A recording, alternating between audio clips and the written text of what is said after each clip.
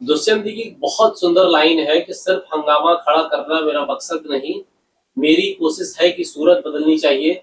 इसी इसी लाइन को चरितार्थ करते हुए हमारे बीच हैं श्री अतुल यदुवंशी जी, जो एक डायरेक्टर हैं, जो एक कोरियोग्राफर हैं, जो एक शोधार्थी हैं और एक आर्टिस्ट भी हैं, हम आपका शेर सिंह वॉइस में बहुत बहुत स्वागत करते हैं कि आप हमारे बीच आए। और हम चाहते हैं कि आप अपना परिचय स्वयं से दें, चूंकि भाई आपका परिचय, आपकी जो जर्नी रही है वो इतनी लंबी रही है कि उसको हम एक छोटे से परिचय में समेटना नहीं चाहते। फिर भी हम चाहेंगे कि आप हमारे दर्शकों को आप स्वयं ही परिचय दें अपना, तो ज्यादा बेहतर होगा। नमस्कार। मैं अतुल यदुवंशी लोक कला के क्षेत्र में एक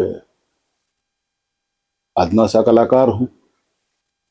जीवन में जो भी अर्जित किया है वो सब लोक कला की ही देन है। भारतीय लोक कलाओं का विस्तृत आकाश, जिसमें चांद सितारों के जैसे हमारी अनगिनत लोक कलाएं, कितने कला रूप हैं इस देश में। जो कहते हैं कि विविधताओं से भरा हुआ ये देश है, तो वो देश विविधताओं से भरा हुआ इसीलिए है कि विविध रूप की कलाएं, प्रदर्शनकारी कलाएं यहाँ वहाँ बिखेरी हुई हैं। कहीं पे लोक गायन है, कहीं पे लोक गीत है, कहीं पे लोक नृत्य है। लोक नाट्यों का क्या कहना, लोक गाथाएं, आहा मेरी जान। और इन्हीं सभी के साथ में कार्य करते करते अब लगभग 3 दशक हो रहे हैं। लोक कलाओं ने मुझे मेरे देश से परिचय कराया। लोक कलाओं ने मुझे बताया कि मैं जिस कुल खानदान से हूं, कुल खानदान का मतलब कला का क्षेत्र, उसके असंख्य कलाकार मेरे परिवार के लोग देश भर में हैं। मैं तेलंगाना जाऊं तो ओग्गू कथा डोलू, ओग्गू विन्यासम, तमाम कलाएं हैं वहां पर।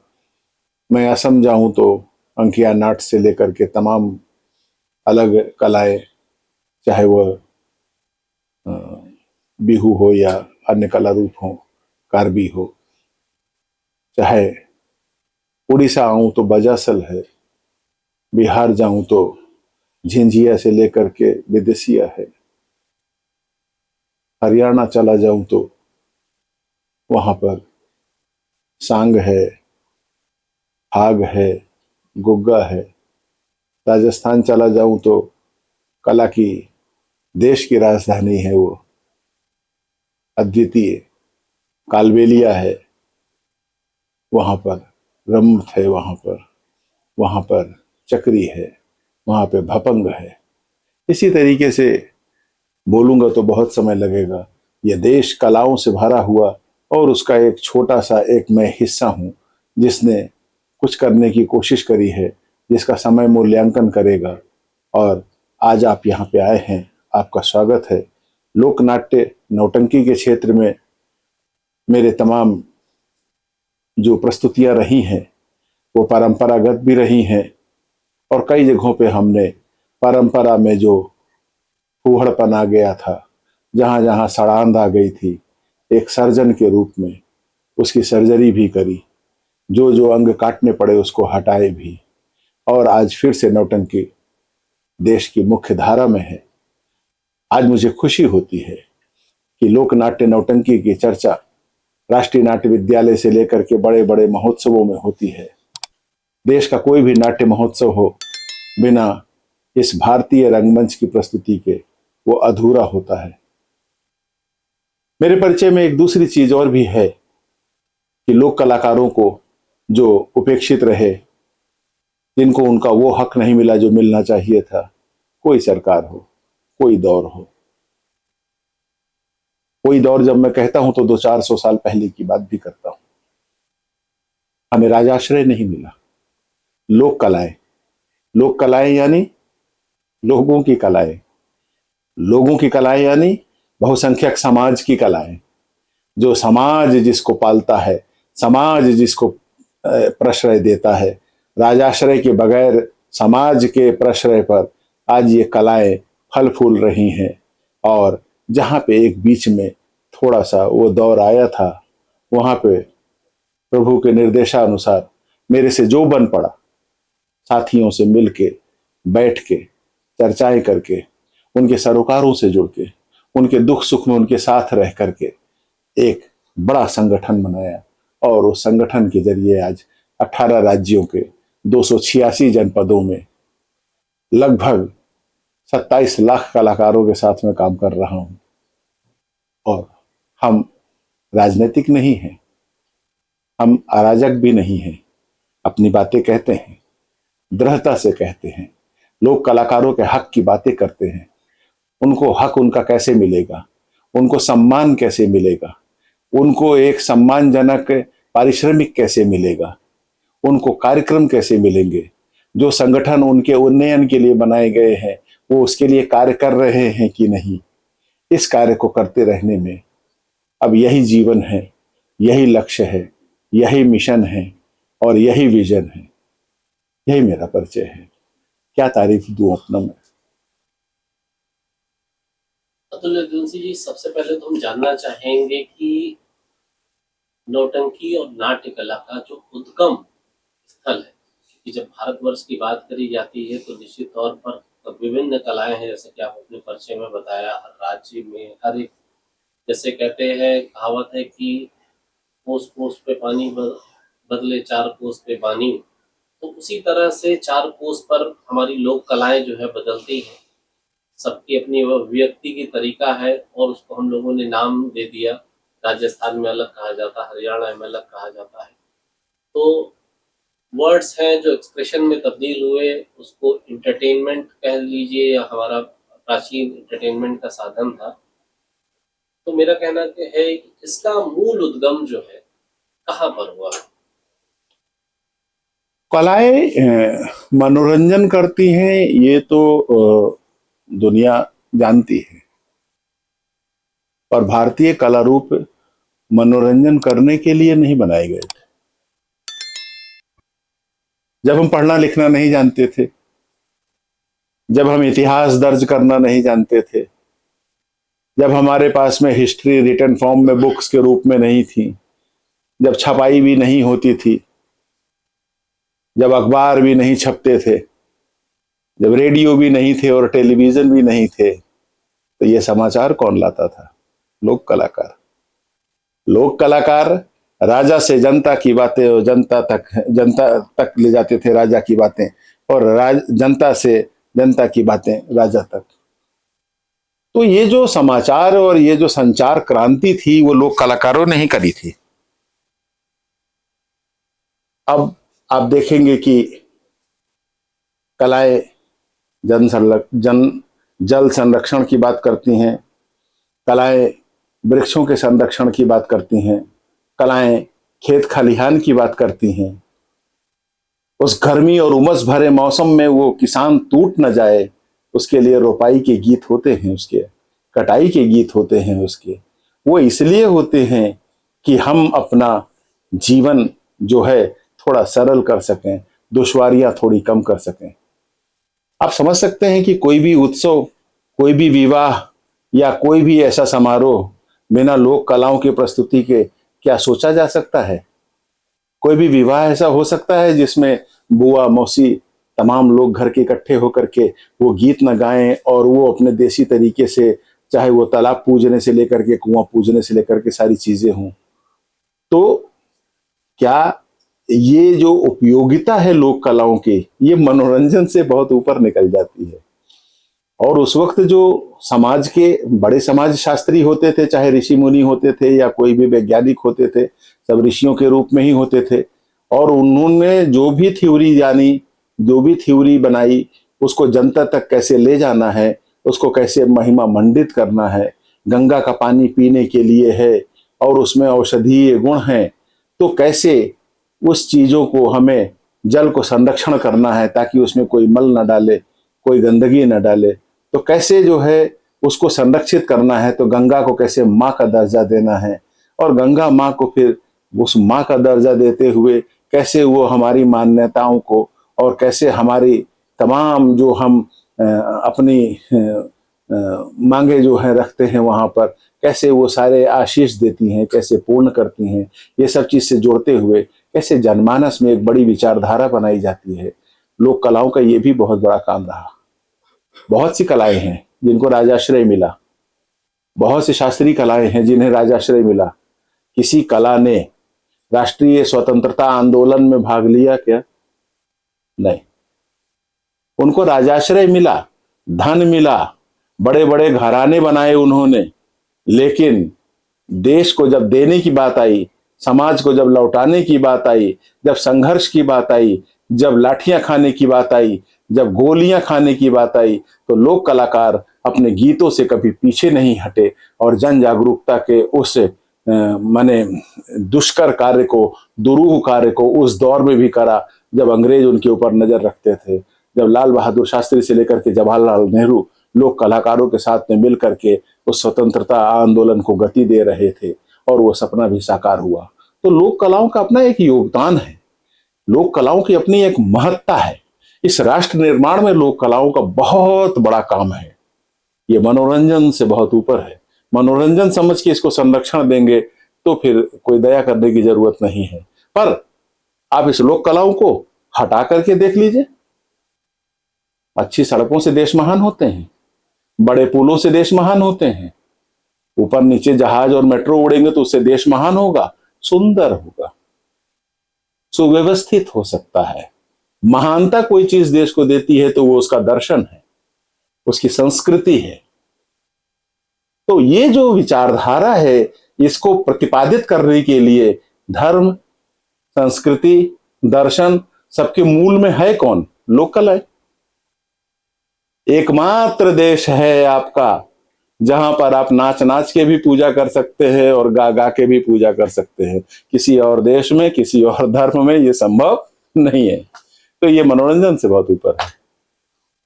सेंट जोसेफ का एक स्टूडेंट जहां पर लोगों की चाहत इंजीनियर, डॉक्टर या सरकारी नौकरी या कुछ बड़ा बिजनेस करने की का जुनून होता है एक अच्छे कॉन्वेंट में पढ़ने के बाद, तो एक सेंट जोसेफ का स्टूडेंट कैसे लोक कलाओं की ओर एकाएक मुड़ा? क्या ये लगातार उस पढ़ाई के दौरान चल रहा था दिमाग में? लोक कलाएं पहले से आपके दिमाग में आ रही थी, नौटंकियां पहले से उसके बारे में चल रही थी, या एकाएक वो परिवर्तन हुआ और आप उस ओर मुड़े और आगे बढ़ते चले गए और ये लंबी जर्नी आपने तय कर ली? सेंट जोसेफ इलाहाबाद में मेरे हिंदी के अध्यापक थे आदरणीय शांति स्वरूप प्रधान जी। शांति स्वरूप प्रधान सर सन 58 से प्रयाग में रंगमंच कर रहे थे और प्रयाग में रंगमंच करने के साथ में ही उन्होंने वो सारे दौर देख लिए थे। जब 95-96 में जब संस्था का गठन हुआ तो उन्होंने पूछा क्या करोगे। यद्यपि नाट्य उनके साथ में बचपन से क्लास 8th से ही कर रहा था मैं। हर साल एनुअल फंक्शन होते थे और प्रधान सर बहुत ही संजीदा और बहुत सीरियस रंगकर्म कराते थे सेंट जोसेफ में। और सेंट जोसेफ का ऑडिटोरियम एकमात्र ऑडिटोरियम था जो सभी आधुनिक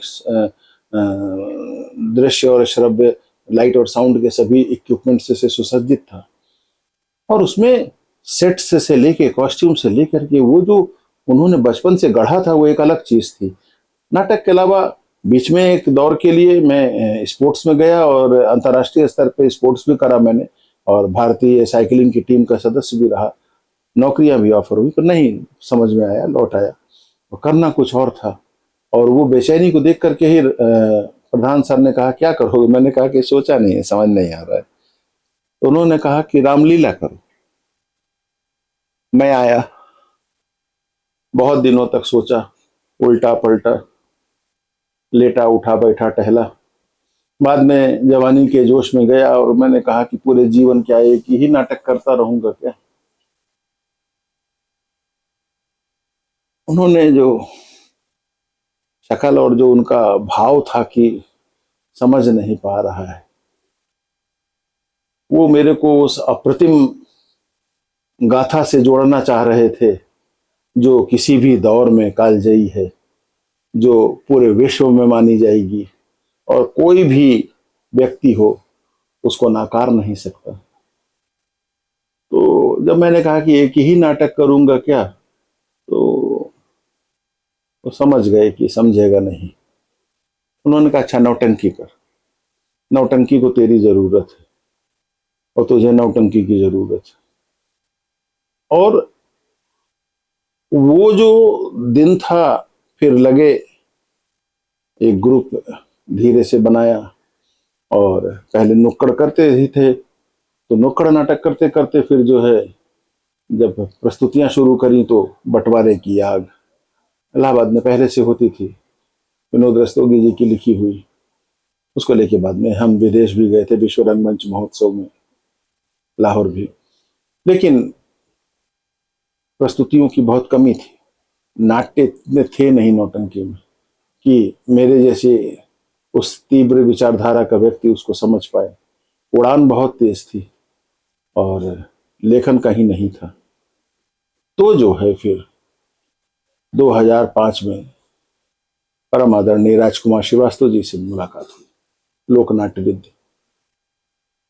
है प्रयागराज के, लेकिन वो उस वक्त भदोही में थे बतौर कला अध्यापक और GIC में पढ़ा रहे थे और वहीं रहने लगे थे।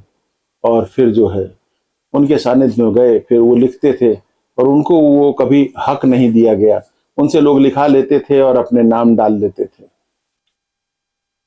अब उससे वो भी बड़ा माने दुखी थे कि ये जो तरीका है ठीक नहीं है कला के जगत के लोगों का, लिखाते उनसे थे और नाम अपना डाल देते थे। मैंने कहा नहीं है, सब आप ही का रहेगा, हमें कथानक चाहिए। और बहुत मशवरा और बहुत चिंतन के बाद फिर जो है ये शुरुआत हुई कि अंधेर नगरी एक ऐसा नाटक है जिसको पूरा देश करता है, इसको नौटंकी में हम करें तो कैसा रहेगा। और फिर ये औचित्य सामने उभर के खड़ा हो गया कि अंधेर नगरी क्यों। तो फिर उसकी थीम सॉन्ग उन्होंने बनाया, बदली आज फिजा है सारी। और वो जो है वहां से शुरू हुआ। तो फिर ये हुआ कि अब नौटंकी को परिष्कृत कैसे करा जाए और सभ्य समाज का फिर से हिस्सा कैसे बनाया जाए। तो फिर हम लोग ने जब खोजना शुरू करा तो बतौर जब बड़े हो रहे थे तो दो बड़े महान माइथोलॉजिकल प्रेजेंटेशंस ने पूरे देश को बदल दिया था। उसने मेरे को भी बदला था, वो थे रामायण और महाभारत। इन्होंने कास्टिंग सिखाई, इन्होंने ये भी सिखाया कि अगर कथानक बहुत पॉपुलर है तो वो बहुत पॉपुलर प्रस्तुति हो सकती है और इसके खतरे भी बहुत हैं। अगर बहुत पॉपुलर कहानी है और उसको आपने जरा भी कहीं पे निर्वहन में गलती हो गई तो दर्शक आपके मुंह पे बोल के चला जाएगा। फिर हमने जो है फिर एक कथा सम्राट मुंशी प्रेमचंद को खोज के निकाला। कोई जोड़ नहीं उनकी लेखनी का, उनके सभी किरदार गांव के, उनके सभी किरदार समाज के और अधिकतर समाज के उस आखिरी हिस्से के जहां से वो बड़े प्रश्नों का उत्तर दे रहे थे। और मुंशी प्रेमचंद किसको प्रिय नहीं, तो सर्वप्रिय सर्वप्रिय। अब वहां से जो है फिर बूढ़ी काकी उठाया, वहां से फिर जो है पंच परमेश्वर उठाया, वहां से कफन उठाया, वहां से पूस की रात उठाई और एक धूम मच गई। जब धूम मच गई जब तो फिर ये हुआ कि अब कालिदास जी को भी पकड़ लिया जाए। और फिर वहां से फिर जो है फिर पहली प्रस्तुति उनकी मालविकाग्नि मित्रम, जो मुख्यतः कालिदास जी की भी प्रथम प्रस्तुति थी, वो हमने उठाई क्योंकि उसमें जिक्र है कि उस नाट्य लोक नाट्य के उस स्वांग का हमने सहारा लिया और वो विदूषक जो है वो छुड़ा लाता है मालविका को, तो स्वांग का सहारा लेकर के। तो ये इससे स्थापित होता है कि कालिदास के समय में स्वांग या लोक नाट्य पहले से थे, ये बाद की चीज नहीं है। वहां से प्रमाणित करते हुए ये चीजों को पकड़ा और उसके बाद में फिर जो है फिर बहरूपिया से लेकर के फिर दास्तान लैला मजनू, और फिर जब अभिज्ञान शाकुंतलम करा, तो मेरे को लगता है कि वो परिस्थितियां जो है एक मील का पत्थर है। लेकिन सर, एक जैसे एक आप अच्छे एकेडमिक स्कूल से आपने पढ़ाई की, और सबसे खास बात यह है जो सरप्राइज करती है कि आप एक स्पोर्ट्स पर्सन, साइकिलिंग में इंडिया को रिप्रेजेंट करते करते एकाएक साइकिल का ब्रेक आपके चक्कों को रोक दिया। जैसे तो असल में वो कौन सा ऐसा दो चीजें थी, जैसे साइकिल का ब्रेक लग जाए, एकाएक जाम हो जाए पहिया, और फिर आदमी कहता है यार अब थक गए, तो आप फिर वहां से अपना पूरा रूपांतरण कर लेते हैं। मतलब कोई विश्वास नहीं कर सकता कि एक अच्छे स्कूल से पढ़ा हुआ स्टूडेंट प्लस एक स्पोर्ट्स पर्सन जो इंडिया को रिप्रेजेंट कर रहा हो, जिसके दिमाग में एक जुनून, वो एज रही होगी जहां पर रगों में खून नहीं आग बहता है, जहां पर लोग जब जुनूनी होते हैं तो लक्ष्य की ओर बढ़ते हैं, और उस साइकिल के दोनों चक्कों को जाम कर दिया। वो कौन सा क्षण था जो आपको एकदम घुमा दिया? मेरे को लग रहा है कि ये जो काल है, समय है, मुझे कुछ बहुत बड़ी चीज के लिए तैयार कर रहा था, और उसने जो है जो निश्चित विद्या है वो उस स्कूल से दिलाई, और अंग्रेजी और तमाम माने हिंदी भाषा में समान रूप से पारंगत किया, और उन चीज़ों को मैं समझ सकता था, मैं देख सकता था। अब मैं फिर उसके बाद में उसने मेरे से बहुत मेहनत कराई साइकिल में, और 3 साढ़े 3 बजे उठ करके और फिर 8 9 बजे लौटता था।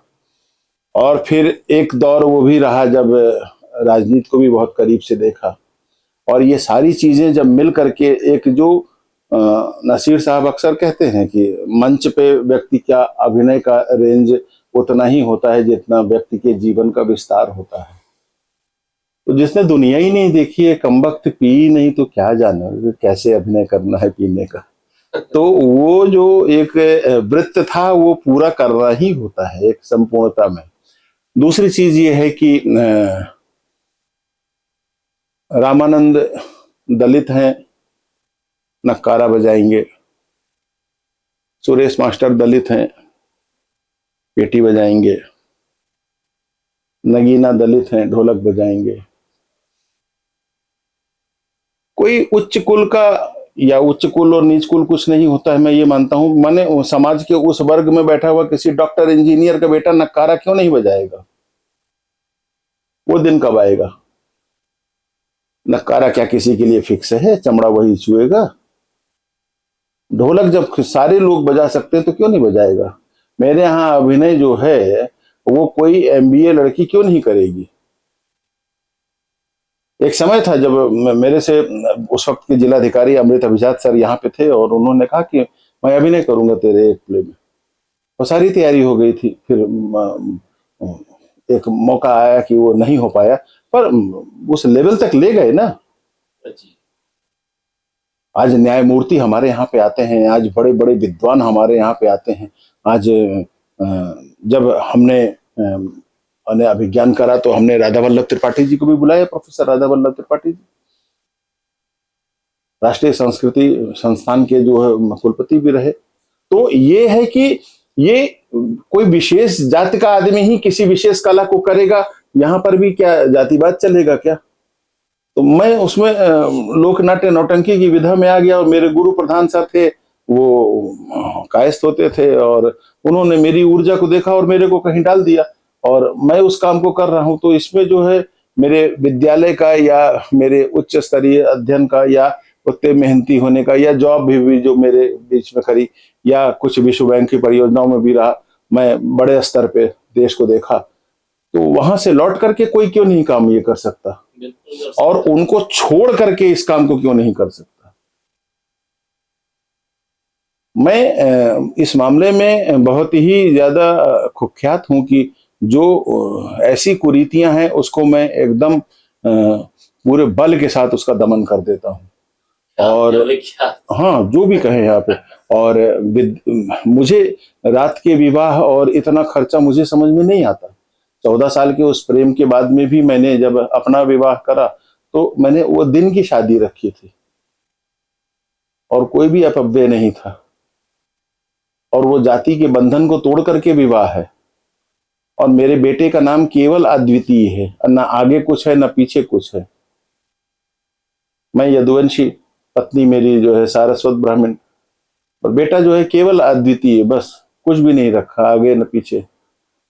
तो कोई ना कोई तो आगे बढ़ेगा जो इन चीजों को तोड़ेगा। बढ़ेगा। और जो एक इंडिया में कास्ट सिस्टम जो चला है, एक जो टाइटल सिस्टम चला है, एक सब टाइटल जो चला है, उसको कोई ना कोई तो स्टार्ट करेगा, ब्रेक करने की शुरुआत तो करेगा। उसमें से आप ही क्यों ना।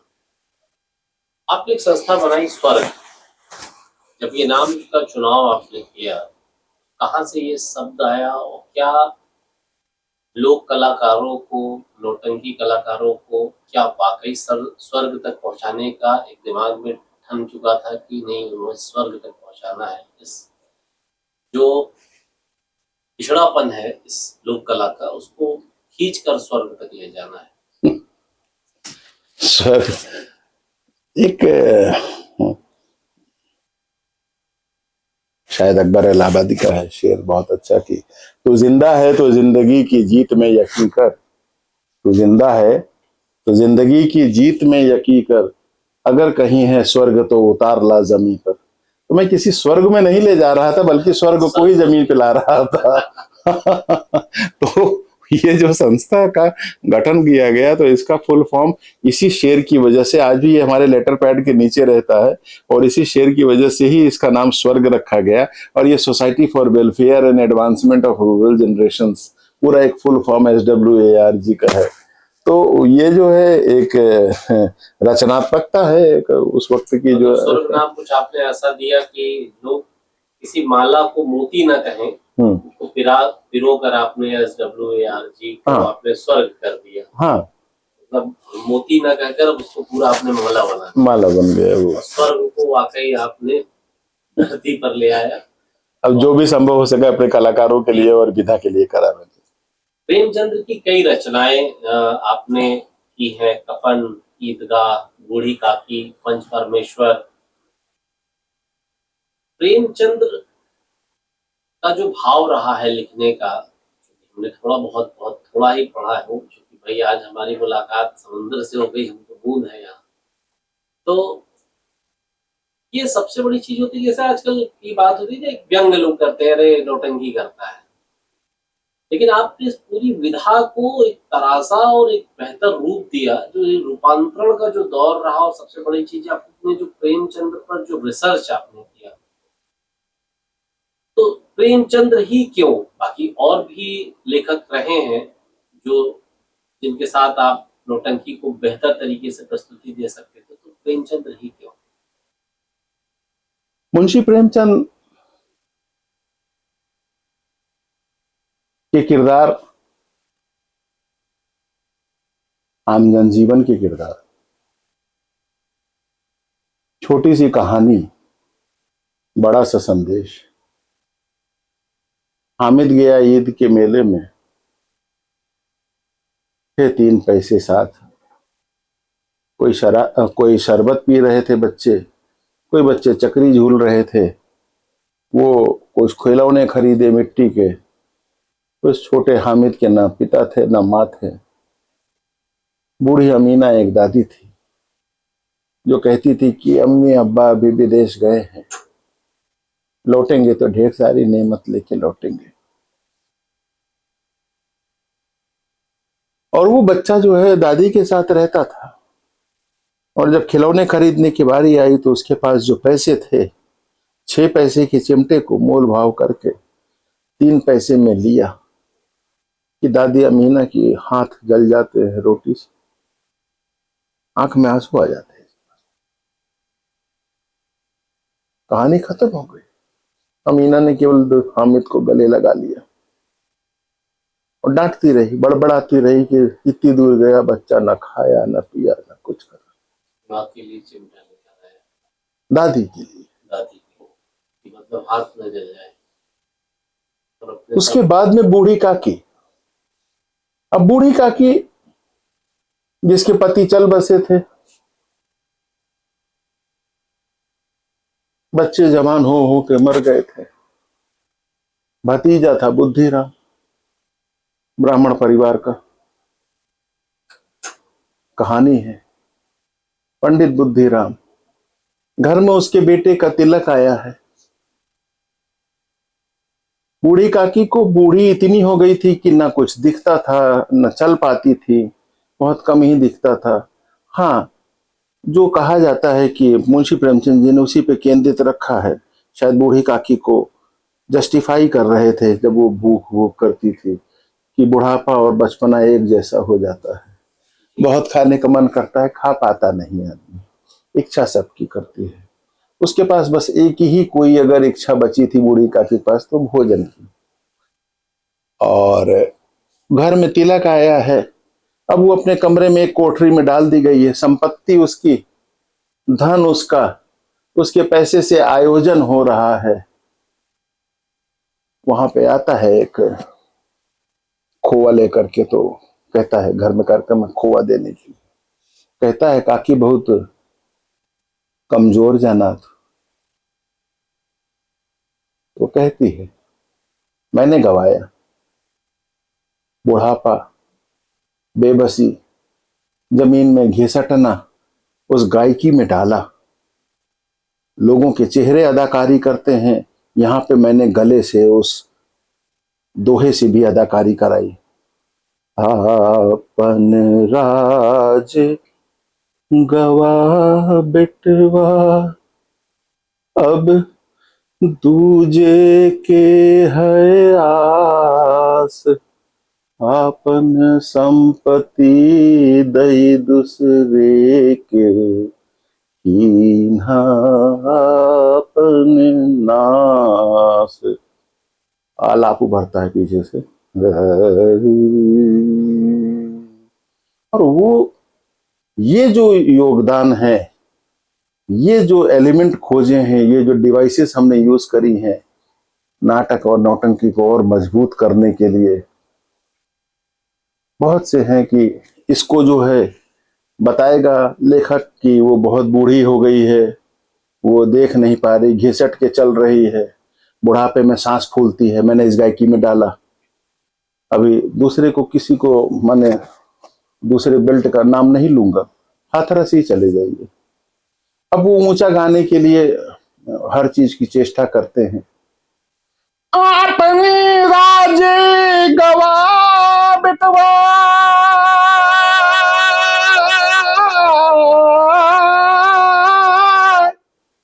इतनी जोर से बोलेगी वो, कहां से बुढ़ापा रह गई। इसको समझने में नौटंकी जगत को 20 वर्ष लग गए कि मैं क्या कर रहा हूं। मैंने कहा था कि भाव अनुरूप गायकी कराइए, अपनी क्षमता अनुरूप गायकी करके उसको नष्ट नहीं करिए कहानी को। ये तो अब वो उसी घर की मालकिन है, वो कमरे में उसको ढकेल दिया है उधर। अब वो सोच रही है कि गोल गोल पूड़ी बन रही होगी, अब सब्जी बन रही होगी, अब मीठा भी बन गया होगा, हम चलेंगे खाएंगे। वहां गई तो झटक दिया बार बार बूढ़ी, माने उसके बेटे ने, भतीजे ने और उसकी वाइफ ने, और बार बार वो कमरे में ला करके उसको पटक देते थे कि अब की निकलना नहीं बाहर, लोग देखेंगे तो क्या कहेंगे, कपड़े तुम्हारे ऐसे हैं। वो दिखलाना नहीं चाह रहे थे कि माँ ही तो थी, वो चाची थी, माँ थी। और उसको बार बार 3 बार वो गई, चेष्टा करी उसने, और 3 बार उसको वापस कर दिया। अंत में वो भूखी सो गई, रोती रही। गाई भी गाना कि तिलक आया है, हमको भी गाना गाना चाहिए। तो वो सब करने के बाद में अंत में जब सो गई तो एक लाडली छोटी जो बेटी थी उस भतीजे की, तो वो जो है अपनी रोटी लेकर के, पूरी आई 1-2, कहे दादी, उसको बड़ा स्नेह था, तो वो जब 1-2 पूरी खिलाई तो कहे पेट भरा, कहे नहीं, कहता है हमार हाथ पकड़, हम कहूँ लई चल जहां सब खात रहे। और वो जो जूठन और पत्तल फेंका हुआ था उसमें से निकाल के बिन बिन करके वो पूरी खा रही थी, चटनी चाट रही थी, सब्जी खा रही थी, इतनी खुश हो रही थी।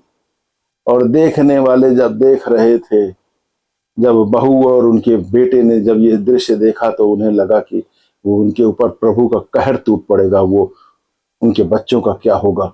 घबरा गए, उनका मन बदल गया। लेकिन बुजुर्गों की ये जो दुर्दशा होगी, एक भविष्यवक्ता के रूप में मुंशी प्रेमचंद समय से पहले, बहुत पहले दर्ज कर चुके थे। आज हम बुजुर्गों को वहां छोड़ आते हैं, यहाँ बुजुर्गों के ही ख्याल रखने की बात कितनी खूबसूरती से, ये मुंशी प्रेमचंद किसी देश में एक ही हो सकते हैं। उनकी दूरदर्शिता है जो उन्होंने शब्दों में पिरो दिया और एक आईना छोड़ दिया समाज के लिए। अद्भुत। अब कफन की ही ले लीजिए, मुंशी प्रेमचंद जी की मारक क्षमता देखिए। इस कहानी के अंत में कुछ भी सजेस्ट नहीं करे, कोई संदेश नहीं।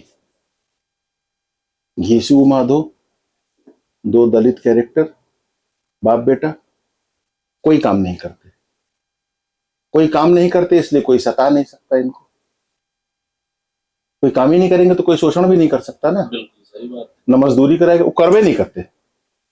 रही बात अब खाने की, खाना कैसे है, किसी के घर से आलू दुकान खेत से उखाड़ लिए, कभी कभी गन्ना उखाड़ ले आए, कुछ भूंज के खा लिए, कुछ ऐसे कर लिए, ज्यादा चिंता उनता नहीं करते थे भविष्य की।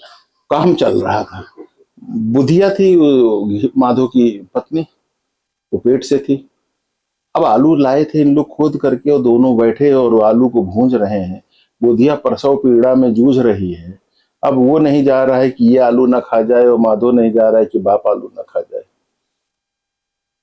और आप ये सोचिए कि वो चिल्लाई, चीखी, हाथ पैर फेंकी, बहुत बार बाप ने कहा कि जा देखा होगे,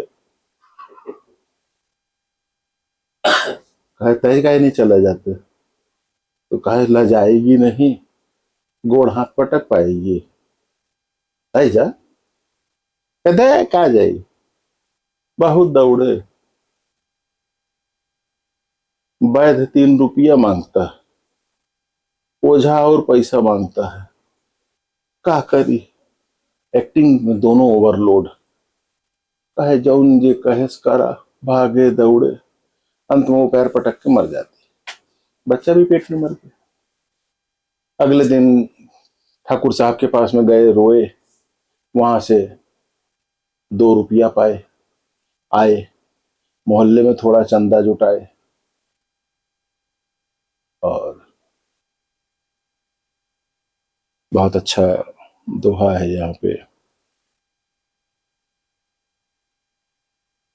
घीसू माधव पीट ढिंढोरा, द्वारे द्वारे जाएं, बड़े दयालु जमींदार हैं, 2 रुपया दिलवाए, 2 रुपया है पाए कहकर। माने इस तरह से करके वो जो है फिर और चंदा इकट्ठा करे। कफन लेने निकले शहर, लाश गांव में कफन लेने निकले, तो कफन ले ही रहे थे, उसमें भी डिस्कशन करने लगे। अब कोई मोटा पतला थोड़ी कोई वहां पे अच्छा कपड़ा देखेगा, कफन तो कफन है, डोम उसको लेके चला जाता है। जेके जीवन भर मिले न तन ढकाई का चिथड़ा, माराई के बाद होए नवा कपड़ा दे। अब कहा महाराज ले जा करके, जीवन भर तन ढकने को कपड़ा नहीं मिला, और मरने के बाद नया कपड़ा मिले चिथड़ा, काहे दे नया कपड़ा। हाँ, तो कहना बे सब बड़े लोगन की बात है, जलाओ फूको, यहाँ पहले ही से फूकी फूकाई खाक है, बड़े लोगन की बात है। बड़ी गजब, माने कहां ले जाके मार रहे हैं। पर एक बात है बाबू, बुधिया का उन्हों के सताइस न सीधा बैकुंठ जाई।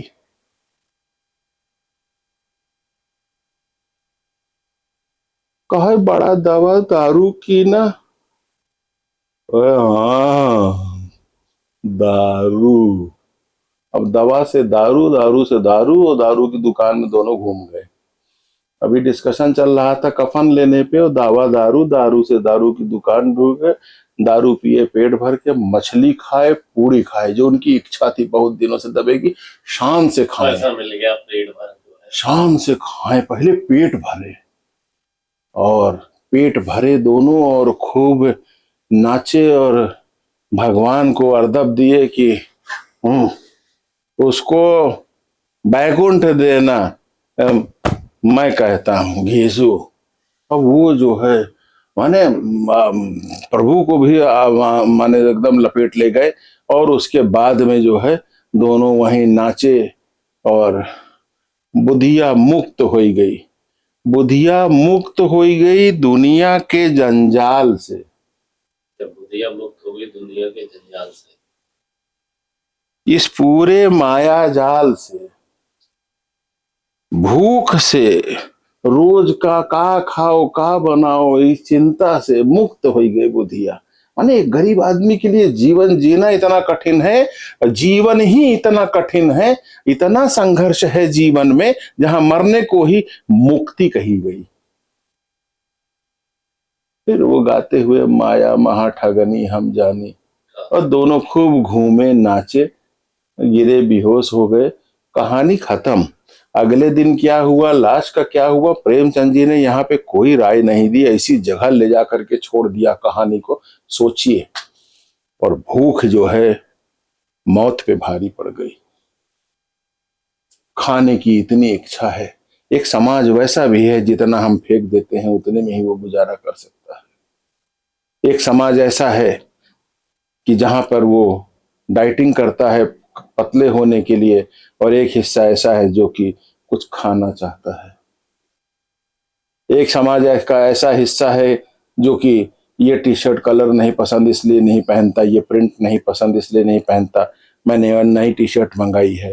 एक ऐसा है कि जो कुछ भी पहनना चाहता है, बस पहनना चाहता है। मतलब एक समाज के पास है चॉइस, एक के पास है कॉम्प्रोमाइज कुछ चॉइस। कंप्रोमाइज चॉइस की मतलब जो भी मिल जाए आपको कंप्रोमाइज करना ही पड़ेगा इसी से, चाहे भोजन हो, चाहे वस्त्र हो, चाहे रहना हो, मतलब हर तरीके से आपको। तो ये जो दो भारत है और एक भारत की वो जो गंभीर तस्वीर है, मुंशी प्रेमचंद जी की सारी रचनाएं कालजयी हैं।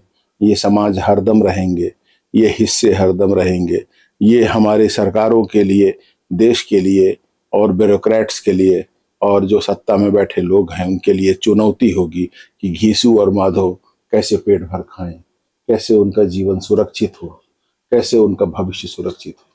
सर भारत तो आपने कवर किया ही किया, साथ ही साथ आपने जो है हमारे पड़ोसी मुल्क लाहौर भी आप गए, पाकिस्तान गए, वहां पर आपने उसकी एक अपने नाटक की प्रस्तुति की।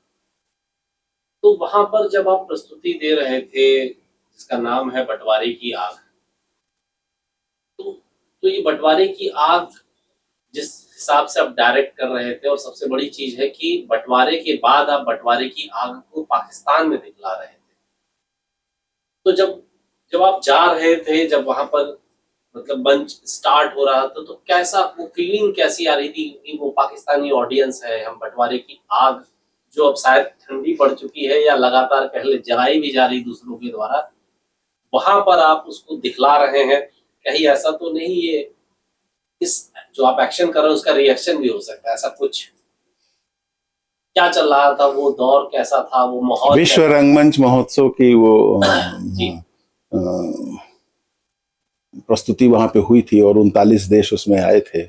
और पाकिस्तान में लाहौर में उस वर्ष विश्व रंगमंच महोत्सव का आयोजन किया था, और वहां पे बड़ा ही सुंदर अलहमरा कल्चरल सेंटर है, एक विशाल स्टेडियम, लाख लोगों के बैठने की व्यवस्था, और उसके साइड में ही पूरी गोलाई में चारों तरफ 14 मॉडर्न थिएटर और मॉडर्न ऑडिटोरियम, छोटे बड़े, किसी में आप गोष्ठी कर ले, किसी में नाटक कर ले।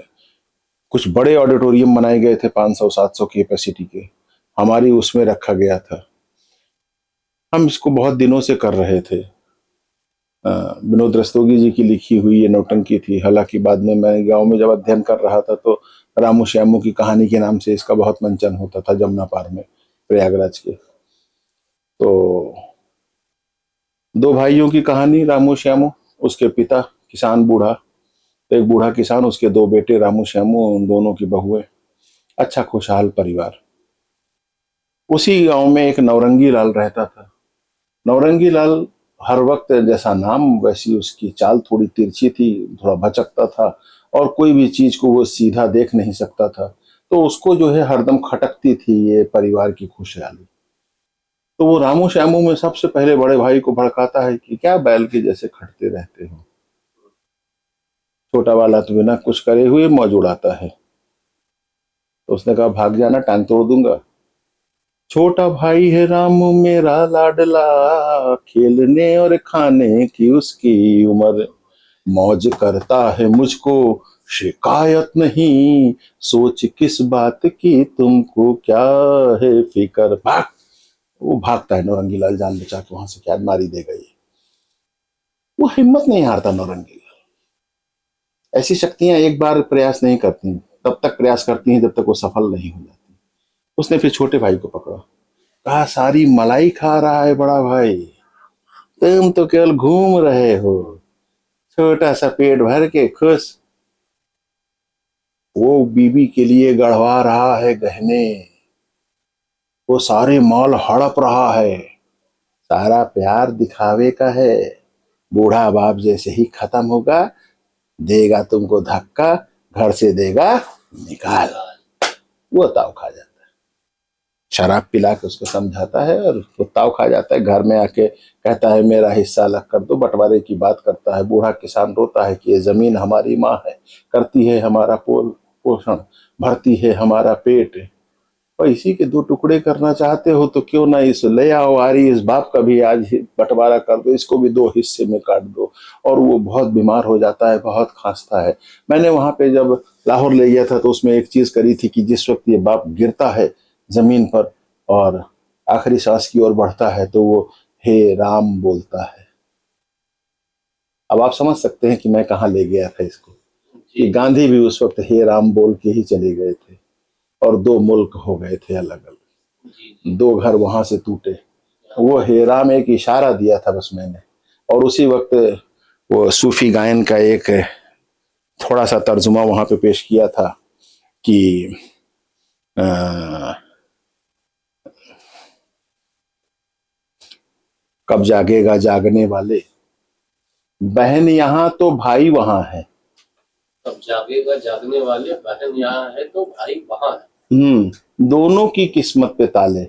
बहन यहाँ माने पाकिस्तान, जी तो भाई वहां है, और भाई यहाँ है तो बहन वहां है, माने ऐसा है देश का बंटवारा। और कब जागेगा जागने वाले, दोनों की किस्मत पे है ताले। वो जो है वो लाइन जो थी वो ऐसा हिला गई उस लाहौर की उस शाम ऑडियंस को। हम शो खत्म कर रहे थे, हम शो चल रहा था, वहां पास ऑर्गेनाइजर आए और कहे कि स्टैंडिंग अलाउ करा दें, आपको दिक्कत तो नहीं होगी। मैंने कहा कि मुझे डिस्टरबेंस ना हो, मुझे कोई दिक्कत नहीं है। सीटें सब बुक हो चुकी थी, टिकट फिर भी बिके जा रहे थे। फिर भी उन्होंने, ढेर सारे लोग खड़े होकर के देख रहे थे। और लाहौर की वो पब्लिक बहुत ही जीन जहीन और निसंदेह सांस्कृतिक और कलात्मक रूप से बहुत ही समृद्ध और साहित्यिक रूप से भी बहुत समृद्ध है, इसमें कोई दो राय नहीं। और वो वहाँ पे वो जो है उस वक्त लगभग 700-750 लोग, 1000 लोग वहाँ खड़े होकर के उस प्रस्तुति को देख रहे थे। और प्रस्तुति खत्म हुई, हम निकले वहां से, हमारे पीछे पीछे वो ऑडियंस थी। फिर बैठ करके घंटों बातें होती रही और फिर वो समझ में आ रहा था वो भी दौर कि कैसे जो है जो वो आवाम जो है वो सब जगह कैसे एक मोहब्बत का पैगाम रखता है एक दूसरे के लिए। वो जो है सारे इंतजाम इसीलिए करता है कि वो सुकून से रहे, लेकिन कुछ ताकतें और कुछ शक्तियां ऐसी होती हैं जो सुकून से रहने नहीं देती हैं, उसमें बंटवारा डालती हैं। भारत रंग महोत्सव 2002, 2005, 2023, वर्ल्ड परफॉर्मिंग आर्ट्स फेस्टिवल 2004 के साथ साथ बहुत सारे छोटे बड़े मंच, बहुत सारे राज्य, इन जगह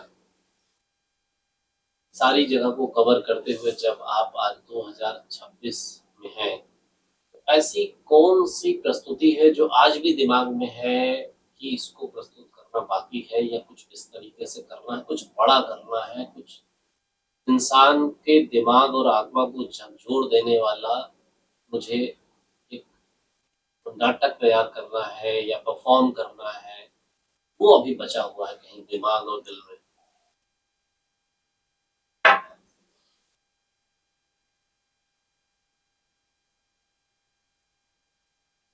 भारतीय रंगमंच के इस प्रारूप में, जब मैं भारतीय रंगमंच बोलता हूं तो भारतीय रंगमंच पूरे देश में एक जैसा है। चाहे वो कर्नाटका का यक्षगान हो, या आंध्रा का डोडाट्टा हो, या बंगाल का जो है, चाहे वो यात्रा हो, चाहे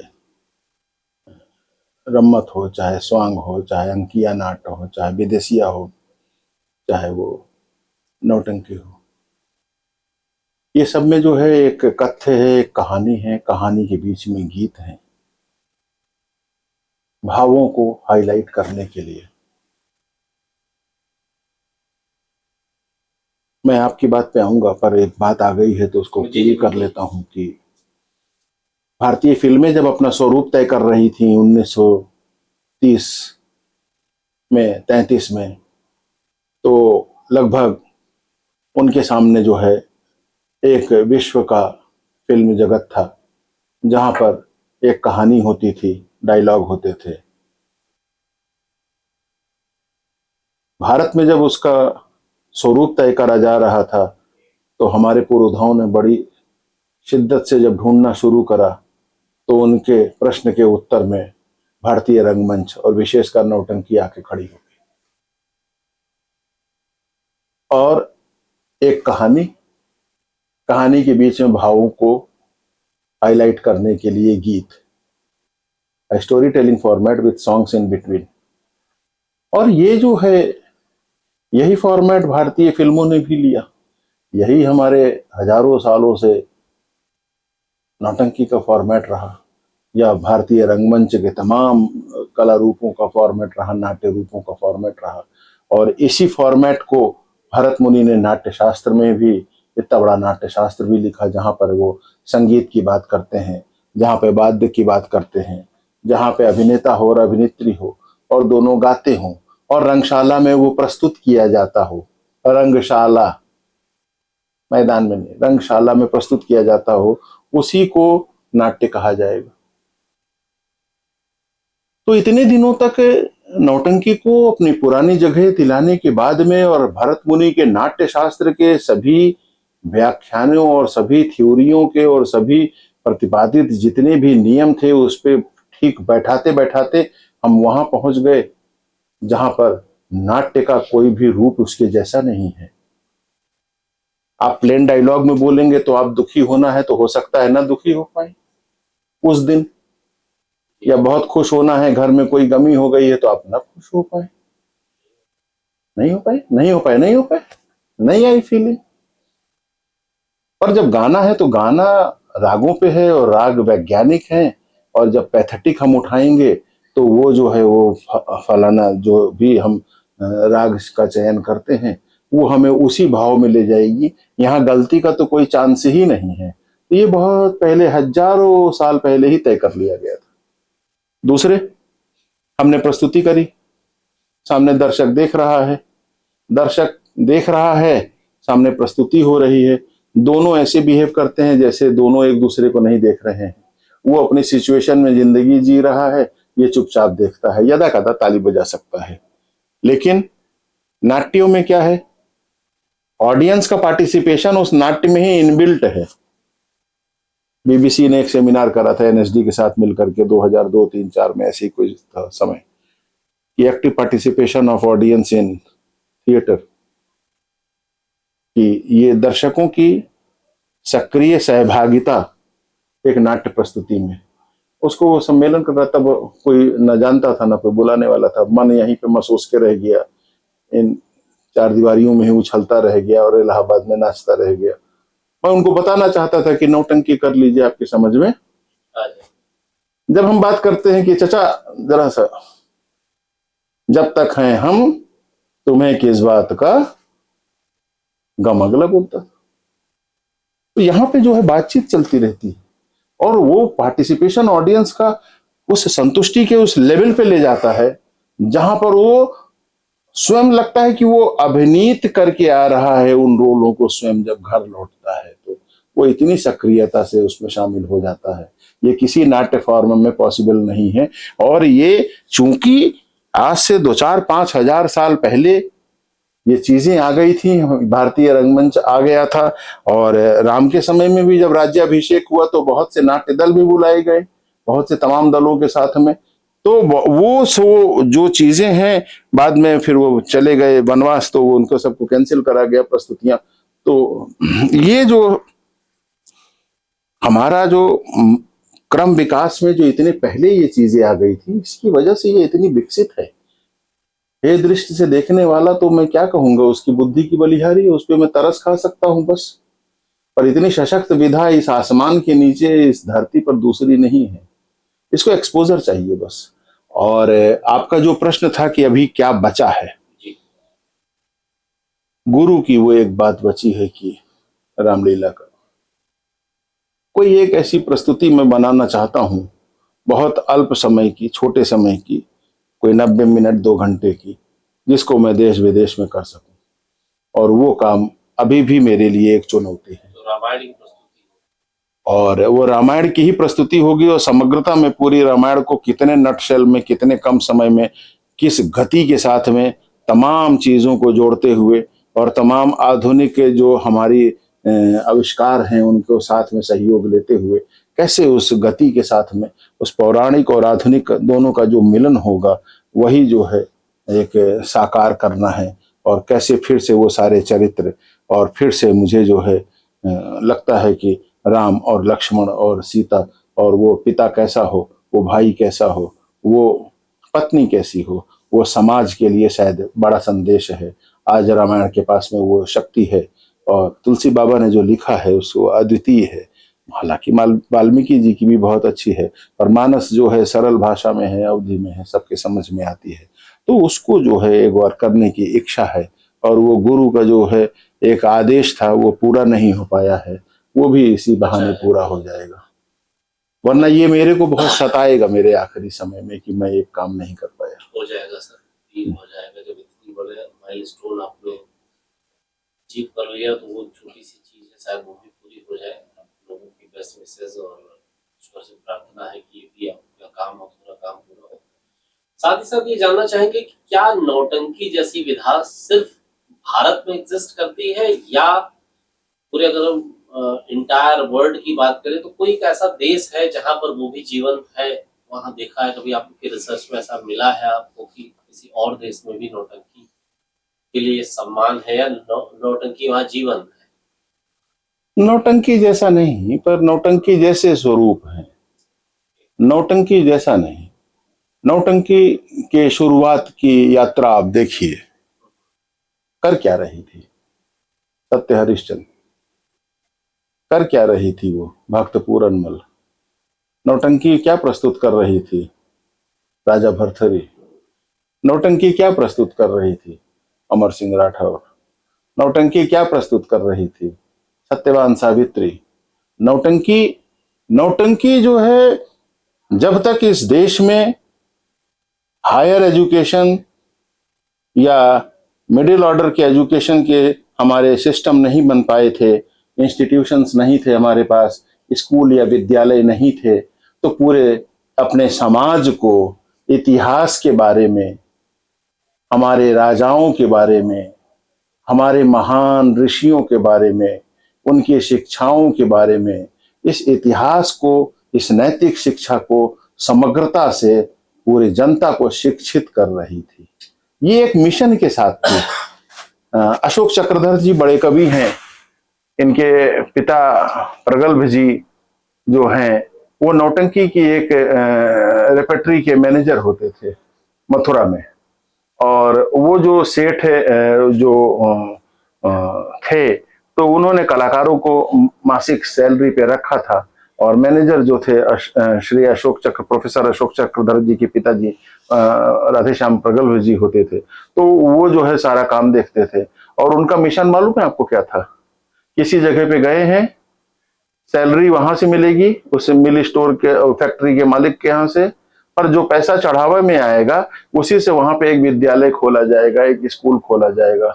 आप इमेजिन कर सकते हैं कि 1,500 से ज्यादा स्कूल मथुरा में पूरे ब्रज क्षेत्र में केवल नौटंकी के द्वारा खोले गए हैं। कोई विधा या कोई व्यक्ति या कोई ऐसा कोई आपको कहीं प्रमाण मिलेगा तो मुझे बताइएगा। इतना जबरदस्त काम रहा है। और ये जो नौटंकी जो कर रही थी, ये विश्व में अलग अलग परिस्थितियां हैं, अलग अलग देश हैं। हालांकि इंग्लैंड वगैरह में ओपेरा होता है, वहां पे एक उच्च गायकी होती है, वो ड्रामे को पेश करते हैं। कुछ लोग कहते हैं कि ये इंडियन ओपेरा है, मैं नहीं कहता हूं। मैं उनको कहता हूं कि वो जो है ब्रिटेन की नौटंकी का एक स्वरूप है। पर इतना सशक्त, इतना ठहरा हुआ, दिल में उतर जाने वाला, एक सहज रूप से ये जो धड़कन है, धक धक, ये जो देश के साथ में कोई तो दिक्कत है। भारत के साथ में बच्चा पैदा होता है, महिलाएं गाती हैं। बच्चे की छठी बरही होती है, लोग गाते हैं। गंगा नहाने जाते हैं, गाते हैं। शादी विवाह होता है, गाते हैं। मर भी जाता है तो रोते भी है तो गा गा के ही रो देते हैं।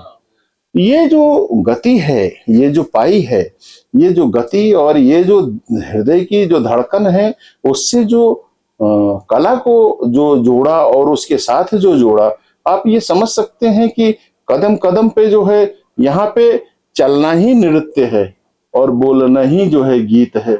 और ये जो तमाम जो हल है, बैल है, फाल है, ये सब उसी की जो है हिस्से हैं, जो कि अपने आप में ही जो है यही संगीत है। तो ये जो संगीत है, ये जो नृत्य है, ये जो गीत है, ये जीवन है हमारा भारतीयों का। इससे विरत कोई जीवन नहीं हो सकता। आप कुछ भी कर लीजिए, बगैर लोक कलाओं के, बगैर लोक गीतों के, बगैर दादी और बगैर बुआ के और मौसी के गाए ना कोई विवाह हो सकता है, ना कोई मेला हो सकता है, ना कोई उत्सव हो सकता है। कोई भी चीज दुनिया की इतनी सूनी होगी अगर ये सारे रंग उसमें से हटा दिए जाएं।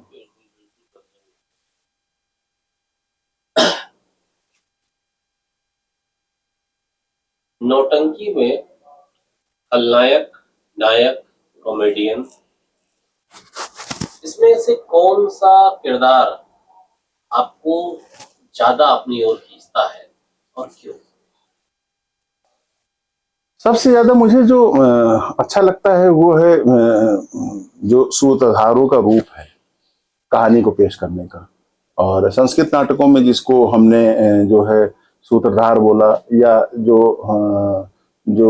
ये समझ लीजिए कि जो दूसरे नाटकों के सूत्रधार होते थे, वो जो है यहाँ पे कहीं पे रंगा रंगीली हैं, कहीं पे नट नटी हैं, कहीं पे जट जटिन हैं, कहीं पे जो है वो विदूषक हैं। अब कफन में मैंने जो है वो विदूषकों को इस्तेमाल करा था। इतनी ब्लैक कॉमेडी और ट्रेजेडी के लिए, जो इतनी भयानक ट्रेजेडी है, वहाँ विदूषक थे। वो जो सबको हंसा रहा था, उसकी बोलती नहीं निकल रही थी अंत में, और वो जब गीत गा रहा था तो वो अद्भुत है वो। और दोनों को मने एकदम अल्हड़ तरीके से, बुधिया की लाश गांव में पड़ी है, ये दारू पी रहे हैं और मछली खा रहे हैं, और वहां पे वो जो है वो मने विदूषक भी संज्ञा शून्य हो गए थे। तो वो भी इस्तेमाल करा है हमने, सूफियों को भी इस्तेमाल करा है हमने, जो है सूत्रधारों का भी मंडल इस्तेमाल करा है, गायक मंडल हमने जो है अंधेर नगरी में इस्तेमाल करा था। और इस तरीके से तमाम अलग अलग फॉर्मेट जो कहानी पेश करने वाला है, और वो जो तमाम भावों से गुजरता है, तमाम पड़ावों से कहानी को ले जा करके और प्रस्तुत करता है, जो आज में होता है। कहानी कभी की हो सकती है, ये प्रस्तुत करने वाले लोग आज के होते हैं। ये जो आज से और तब को जो जोड़ने वाली चीज है, इसका जो तारतम्य है, इसका जो चुनौती जो ये देता है मेरे को बार बार नया करने की। जैसे अभिज्ञान शाकुंतलम जब हमने करा तो उसमें जो है हमने चारण रखा, तारे ना डा डा डा डारे नारे ना, ऐसा लग रहा है जैसे संस्कृत बोला जा रहा है, उच्चारण हो रहा है, कुछ हो रहा है। अब उसी में वो जो है वो ब्राह्मण आते थे 3, और वही जो है पूरी कहानी पेश कर रहे थे। तो वो संस्कृत का भी मान रख लिया, थोड़ा थोड़ा ध्वनियां भी वैसी क्रिएट कर दी, और वो प्रस्तुति भी, और विज्ञान शाकुंतलम का जो है एक स्वरूप भी बन गया। तो ये जो है ये चुनौती का होता है, और ये जो है सबसे बड़ी चुनौती पेश करता है, और इसी को करने में मुझे बहुत अच्छा लगता है, हर बार एक नए तरीके से। जितनी जैसे कहते हैं ना, जैसे भारत में विविधता है, वैसे आपके व्यक्तिगत व्यक्तित्व में भी बहुत सारी विविधताएं हैं। उसमें से एक है कि जैसे आप वर्ल्ड बैंक के प्रोजेक्ट्स में भी आपने काम किया। एक लोक कलाकार और वर्ल्ड बैंक से रिश्ता, मतलब अगर देखा जाए तो दोनों दो दूरी है। कलाकार और खास करके लोक कलाकार, उसमें भी नौटंकी, और वर्ल्ड बैंक जैसी मतलब हाई प्रोफाइल सोसाइटी और उसके प्रोजेक्ट्स कैसे डील करते थे, कैसे सामंजस्य बनाते थे, और उसमें नौटंकी का क्या योगदान है? कला जगत और कला कर्म जो है किसी लोढ़ा का काम नहीं है, ये पत्थर का और पाषाण का काम नहीं है, बौद्धिक रूप से बहुत सक्रिय होता है हमारा कलाकार। अच्छा, हमारा जो कवि जो होता है, बिरहा का जो गीत लिखता है, उससे मिलिए आप, क्या क्या उपमाएं ले आता है, कहाँ से वो युक्तियां निकालता है, कहाँ से वो प्रसंगों को उठाता है, और किस बड़ी बात को कह देता है। तारे टरे न लेख हमने एक करी थी, कितनी सुंदर कहानी, 3 कहानियां मिल रही थी, बात एक कह रही थी, और बात क्या थी? तारे टरे न लेख, माने विधि का विधान नहीं बताता, तारे टरे ना ले, जो लेखा है विधाता का वो नहीं बदलता। और एक सुग्गा सुग्गी की कहानी से होता है कि कैसे सुग्गी जो है वो कहती है सुग्गा से कि जो है चोरी के अमरूद और फल फ्रूट खाए के और मिर्चा खाए खाए करके बड़े हो गए हो, वहां कुंभ लगा है, चलो चला जाए दर्शन करावा जाए। तो वो नहीं मानता है, और फिर कुछ देर बाद फिर तैयार हो जाता है, कहे चलो अच्छा, तो दोनों उड़ चले कुंभ की ओर किसी दूसरे दूर जगह से। अब एक जगह पे उतरे, प्यासे थे तो पानी पीने लगे, तो दोनों बड़ी चर्चा कर रहे थे कि कुंभ की तरफ सारे लोग जा रहे हैं दर्शन करने कुंभ का, गंगा स्नान करेंगे। और वहां पे जो है दोनों ये चर्चा कर रहे थे कि एक मेढक बात सुन रहा था। मेढक ने कहा कि हमें भी ले चलो। क्या पागल है का यार, हम लोग खुदे उड़ रहे हैं, कहाँ तुका बैठाए ले कैसे। अब सुग्गी जो है, तोता जो है की पत्नी जो है, वो कह रही कि ले चलो ना, इतना कह रहा है तो। कहे माई बाप आप है, हमारे माई बाप है, हम कुछ नहीं कहेंगे, हमें कैसे भी ले चलो। दोनों बड़ी देर तक चिंतित रहे, फिर दोनों ने जो है क्या करा कि एक डंडी ली, डंडी को दोनों ने चोंच में पकड़ा, और बीच की जो जगह थी उस पे मेढक लटक गया। उड़ते उड़ते उड़ते उड़ते अब रुक नहीं सकते थे, कहीं भी कुछ नहीं कर सकते थे, मेढक भी लटका हुआ था। किसी तरीके से आए और कुंभ जहां पे संगम था वहीं पे गिर पड़े। दोनों सुग्गा सुग्गी डूब गए, मर गए।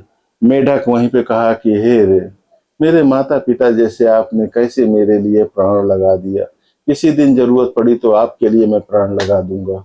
आने वाले समय में जो है ये सुग्गा और सुग्गी जो है ऋषि उद्यान बने, और वो जो है उनकी माता बनी, और वो मेढक जो है श्रवण कुमार बना। जैसे वो उसको तीर्थ यात्रा के लिए सुग्गा सुग्गी ले आए थे मेढक को, अब ये कंधे पे लाद करके दोनों को अब ये ले आए, अब ये चले यात्रा पे।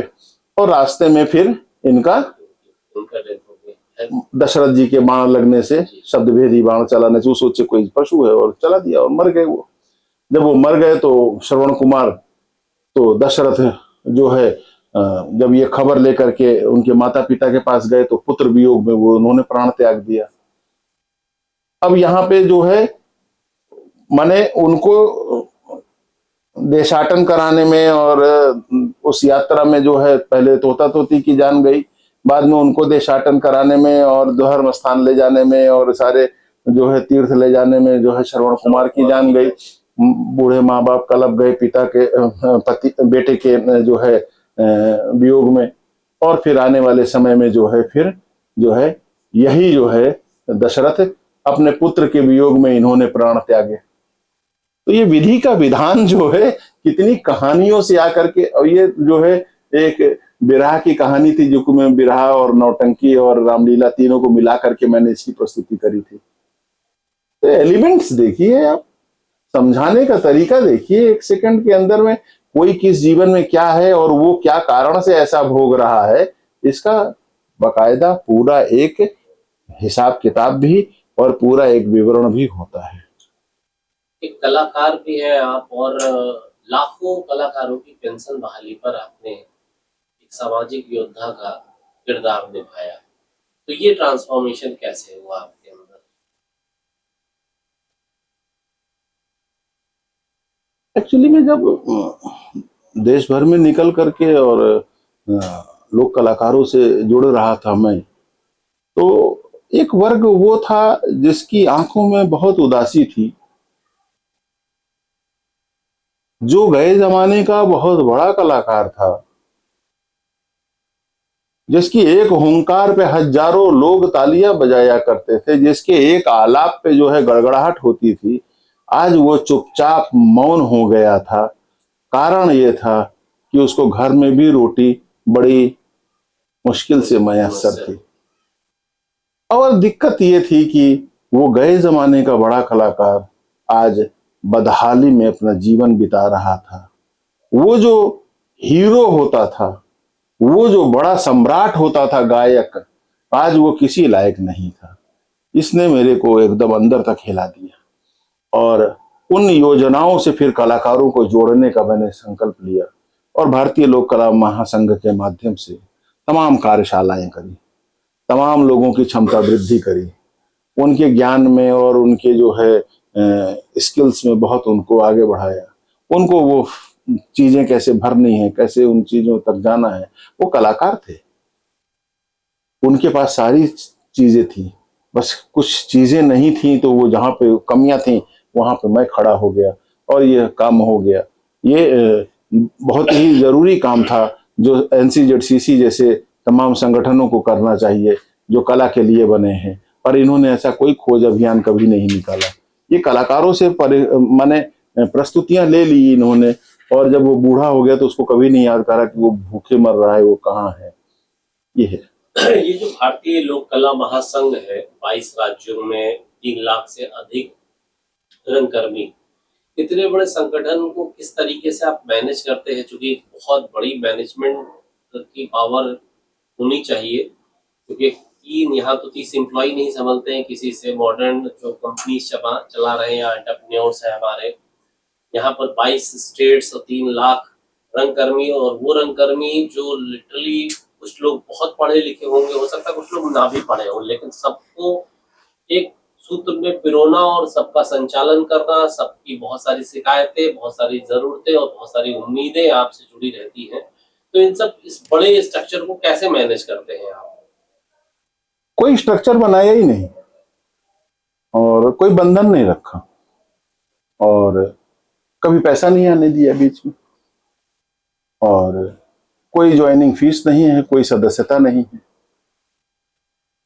आप सम्मानित कलाकार हैं, आपको हमारे लोग ढूंढ करके जोड़ेंगे, आपको जहां पे जिस स्तर पे जाना चाहिए आपको भेजेंगे, आपकी जो भी चीजों की जरूरत है वो करेंगे। सर्टिफिकेट कम है, आप गए जमाने के बड़े कलाकार हैं, आपको सांसद से, आपको बड़े अधिकारियों से सम्मानित करा करके आपके पेपर भी कंप्लीट कर देंगे। अखबार में आपका नहीं निकला है तो हम अखबार वाले का भी पैर पकड़ लेंगे कि हाशिए पे हुनरमंद करके यही निकाल दीजिए एक किसी की स्टोरी। उससे उसके पेपर धीरे धीरे बनते गए, लोगों को सशक्तिकरण होता गया, धीरे धीरे सशक्तिकरण होता गया। एक बहुत ही असंगठित सा खुला सा एक स्ट्रक्चर है, जहां पर कि कोई महीने की मीटिंग का बंधन नहीं है, जहां पे कोई सदस्यता शुल्क नहीं है, जहां पर कोई लेन देन है ही नहीं है।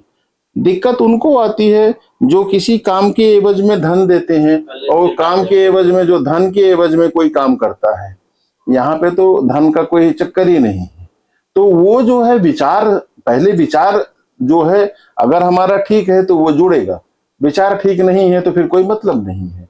तो विचार जो थे वो हम लोगों के क्या थे कि वो विचार एक पीड़ित के थे, वो विचार एक भुक्तभोगी के थे, वो विचार इस परिवार के एक ऐसे गर्म खून के थे जो ये नहीं चाहता था कि ये बदहाली आने वाली पीढ़ियों तक जाए।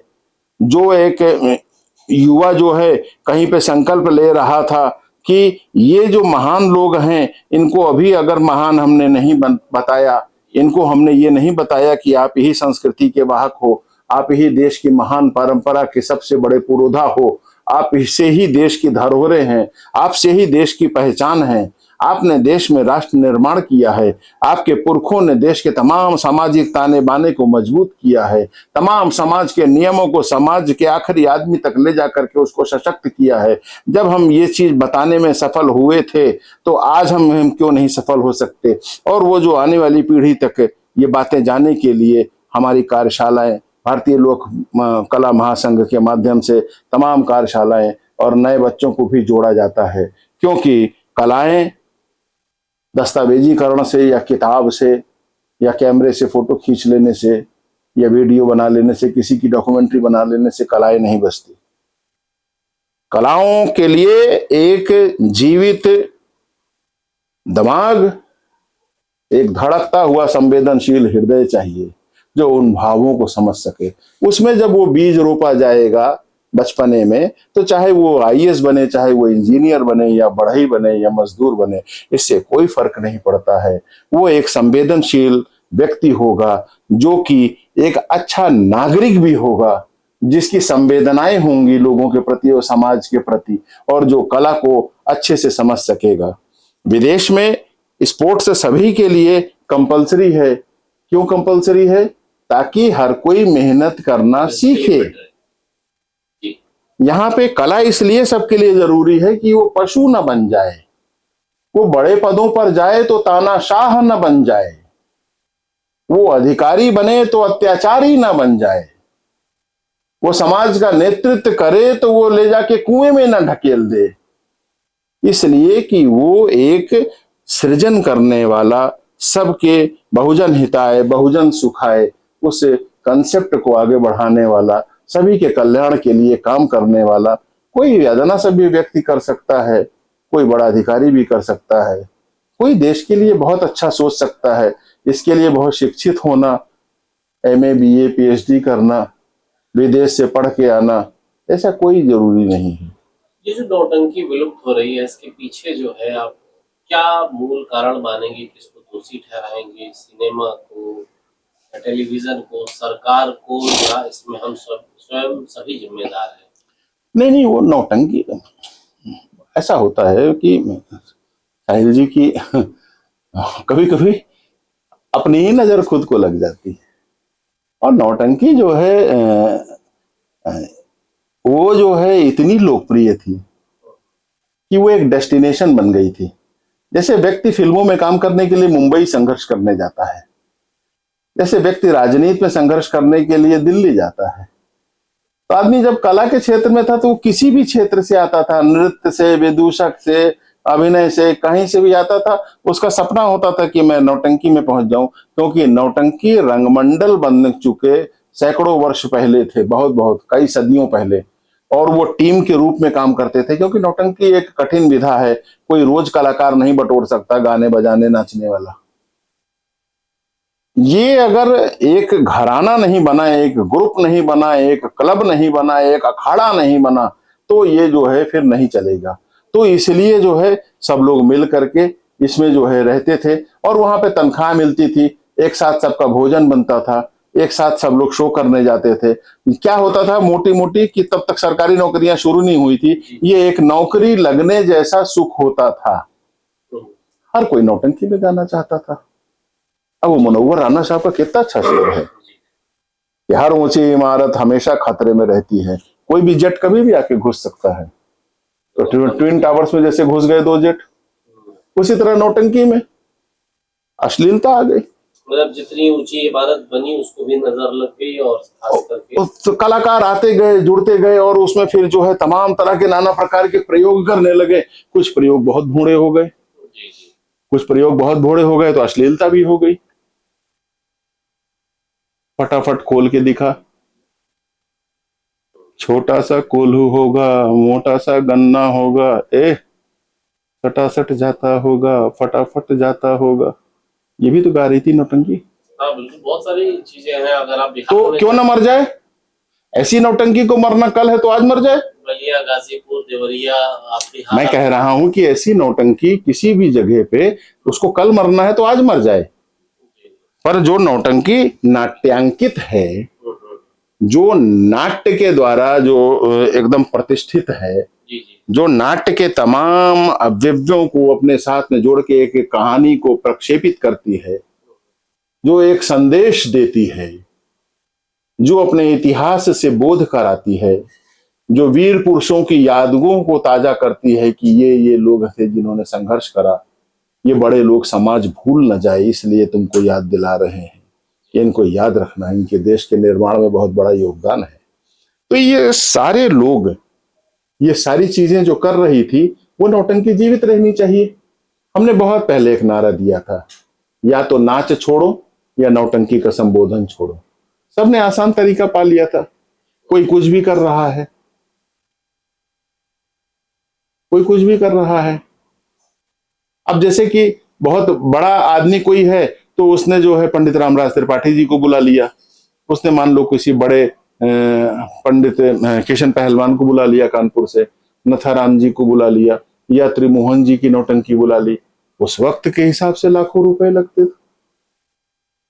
अच्छा। हाँ, सबसे महंगा फॉर्म था, इससे महंगा क्या था। तो आज और आप ये सोचिए कि वो फॉर्म जो है इतना महंगा फॉर्म था। अब वो जो एक गरीब आदमी है उसका भी मन हुआ कि मेरे यहाँ भी नौटंकी हो जाए, उसने किसी क्षेत्रीय आदमी को पकड़ा, नौटंकी कहा और क्या कर लेंगे। तो वो तबला बजा करके और वो नाचने ही लगा, कुछ अश्लील गाने गा दिए, उसमें भी लोगों को मजा आने लगा। नाम दे दिया नौटंकी, पर नौटंकी से कोई दूर दूर तक का उसका लेना देना नहीं था। आज सर ये जो ओटीटीज हैं, यूट्यूबर्स, जो युवा पीढ़ी खास करके हमारी जो यूट्यूब पर जुड़ी हुई है, ओटीटी प्लेटफॉर्म से जुड़ी हुई है, लगातार उन सब चीजों को देख रही है। तो जैसे हम लोग कई बार ऐसा दिखलाते हैं, जैसे लोग म्यूजियम में जाते हैं तो दिखलाते हैं, बच्चों देखो ये डायनासोरस थे कभी, ये ये बर्फ वाली हाथी हुआ करती थी। तो आज बहुत सारे ऐसे जीव हैं जो विलुप्त हो चुके हैं, बहुत सारे ऐसे हैं जो विलुप्तता के कगार पर हैं। तो क्या ये जो मॉडर्न युग है, यानी हमारा युवा है जो यूट्यूब ओटीटीज पर लगा हुआ है लगातार और ऐसी चीजों को इग्नोर कर रहा है, तो कैसे इस चीज के, क्या कोई ऐसा मास्टर प्लान है आपके पास दिमाग में जिसको आप डिस्क्राइब करें? भले वो हो सकता है कुछ समय ले, जैसे आपने मुंशी प्रेमचंद जी की बात की कि आज से कई सालों पहले उन्होंने जो चीजें लिखी वो एक कह सकते हैं कि फ्यूचरिस्ट थे, उन्होंने जो लिखा वो भविष्य में आज हो रहा है। उसी तरह से कुछ ऐसा दिमाग में है कि हो सकता है आप ना कर पा रहे हो कई संसाधन की वजह से, या आपकी उतनी शक्ति नहीं है या उतना बड़ा दायरा नहीं है, तो वो क्या आपकी ऐसी सलाह है या मास्टर प्लान है जिससे ये, जैसे होता है सरकारें क्या करती है, विलुप्त होते जीवों को तो एक जगह संरक्षित करती है, संवर्धन करती है, पुनः उनका जो है स्थान होता है और फिर बड़ी मात्रा में दिखने लगते हैं। जस्ट लाइक अगर हम लोग कुछ साल पहले की बात करें तो काले कौवे नहीं दिखते थे, खत्म हो रहे थे, गिद्ध नहीं दिखता था, तो अब धीरे धीरे वो भी दिखने लगे हैं। तो हम जानना चाहते हैं कि नौटंकी के लिए कोई मास्टर प्लान आपके दिमाग में हो कि अगर हम स्टेप बाय स्टेप 2, 3, 4, 5 स्टेप्स में चले तो हम इस चीज को हम संरक्षित कर सकते हैं, संवर्धित कर सकते हैं और आने वाला भविष्य इसका बहुत ज्यादा उज्जवल होगा। जैसे पुराने कालों पाषाण कानून होता था, वैसे आने वाला भविष्य में भी नौटंकी फिर से एक नई इमारत, मॉडर्न, मतलब कहते मल्टी स्टोरीज फिर से खड़ी कर लेगा। नाटक का एक शब्द नाम पर्याय जो है वो प्रयोग भी है। अगर हम नाट्य के लिए बोल दें कि नया प्रयोग है मेरा, वो भी नया नाटक ही कहलाएगा। और समय के साथ में बदलना होता है, सबको बदलना होता है। डायनासोर समय के साथ में नहीं बदल पाए, मर गए। समय के साथ में आपको परिवर्तन लाना होता है अपने अंदर।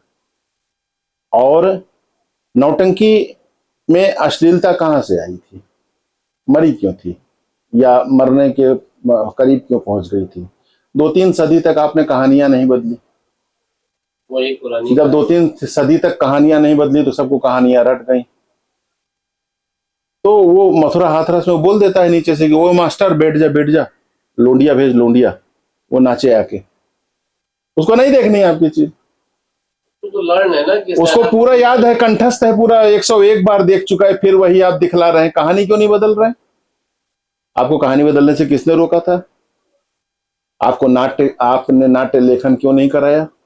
बिल्कुल नए नाटक क्यों नहीं ले आए? जब इस एलिमेंट्स को लेकर के हम उतरे तो हमने कोई बहुत बड़ा गोबर में तीर थोड़ी मार दिया, ऐसा कुछ नहीं करा हमने।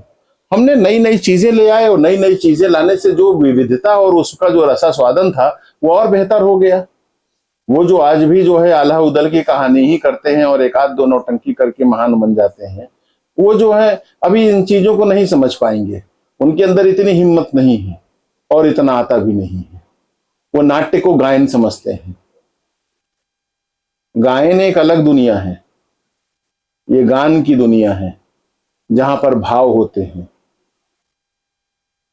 तो यहाँ पे जो ये भाव है, ये भाव प्रधान अगर आपने गायकी रखी है और वो भाव से कनेक्ट हो पा रही है, सुन के ही समझ में आ रहा है कि वो पीड़ा में है कि सुख में है, वो प्रेम में है कि क्रोध में है।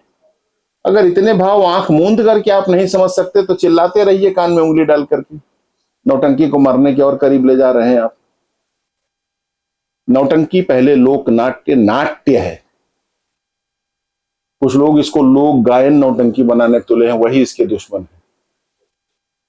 दूसरी चीज, विद्वान लोगों की भी गलती है, बड़ी शिद्दत से चर्चा करते हैं नौटंकी का भविष्य, नौटंकी के भविष्य, बाल बड़े दाढ़ी बड़ी, मारे चिंता के कि देख लीजिए आप तो प्राण निकल जाए आपका कि कितना चिंतित है ये आदमी। मैं जब भविष्य की नौटंकी की बात करता हूं उसी चीज को पलट दिया मैंने। आप नौटंकी के भविष्य को लेकर के 10-20 साल और चिंतित रहिए। आपके चिंतित रहने से क्या मिलने वाला है जब तक आप कार्य उस दिशा में नहीं करेंगे? चिंतित रहिए दिन रात। एक बार हुआ ये कि एक बंदर को जो है जंगल का राजा चुन लिया गया। डेमोक्रेसी में इलेक्शन हुआ, बंदरवा जो है राजा बन गया। राजा बनने के बाद में बड़ी दिक्कत ये आई कि अब वो जो है प्रशासन उसने संभाल लिया, जंगल में लग गई आग। अब शेर का हमसे क्या मतलब है, जाए अपना मैनेजमेंट करे, राजा बना है वो। अब वहां पे जो है लोग आए, नीचे भीड़ लगाए पूरा। अब वो एक डाल से दूसरे डाल, दूसरे डाल से तीसरे डाल कूद रहा है, आइटम पेश कर रहा है ऊपर। तो नीचे से लोगों ने कहा कि अरे राजा साहब जंगल में आग लगी है, कुछ करेंगे जल्दी से, कुछ ढेर सारे दल भेजिए जो ढेर सारी घास और सारे झाड़ काट करके बीच में मैदान कर दें ताकि आग वो आगे ना फैले, वहीं रुक जाए। हाथियों से कहिए कि पानी लेके आए, सूढ़ में डाले, कुछ मैनेजमेंट करिए, कुछ करिए। तो कहा कर तो रहा हूं मैं, फिर कूदने लगा इस पेड़ से उस पेड़, उस पेड़ से उस पेड़। इससे आग बुझी नहीं। इसी तरह मेहनत करने वाले लोग आपको बहुत ज्यादा मिलेंगे शिद्दत से। गोष्ठियां हो रही, संगोष्ठियां खूब बहुत चिंतित हैं पर कर कुछ नहीं रहे। आप इतनी चिंतित की माने वही राजा वाले बंदर के राजा बनने वाली बात मेरे को याद आ जाती है। करना होता है, एक प्रयोग करना होता है, प्रयोग का दंश झेलना होता है। कोई चीज सफल होगी, कोई चीज नहीं होगी, इतने हिम्मती बनना होता है। आर्थिक लॉस का भी झेलने के लिए आपके अंदर हिम्मत होनी चाहिए और एक डेडिकेटेड टीम होनी चाहिए आपके पास में। तो ये जो भविष्य की नौटंकी जो हम लोग ने बनाई, तो ये कोई भविष्य की कोई मॉडर्न नौटंकी कोई परिवर्तन नहीं करा। वही दोहा, वही चौबोला, वही दौड़, वही बहरे तबील, वही शिकस्त, वही लावनी, वही डरतुकी, वही मांड, ये सारी गायकी वही है। थोड़ा भाव प्रदान कर दिया और थोड़ी नई कहानियों के कलेवर में नए तरीके से पेश किया। जैसे पहले पर्दे वाली नौटंकियां होती थी कि पर्दे से हम सेट दिखलाते थे, तो ठीक है, वो 13 पर्दे की नौटंकी है, 8 पर्दे की नौटंकी है, जंगल है तो जंगल की सीन आ गई, ये आ गई, वो आ गई। अब हम इलेक्ट्रॉनिक पर्दे इस्तेमाल कर लेते हैं कभी कभार। यही तो भविष्य है। समय के साथ में आपको परिवर्तन लाना होगा अपने अंदर।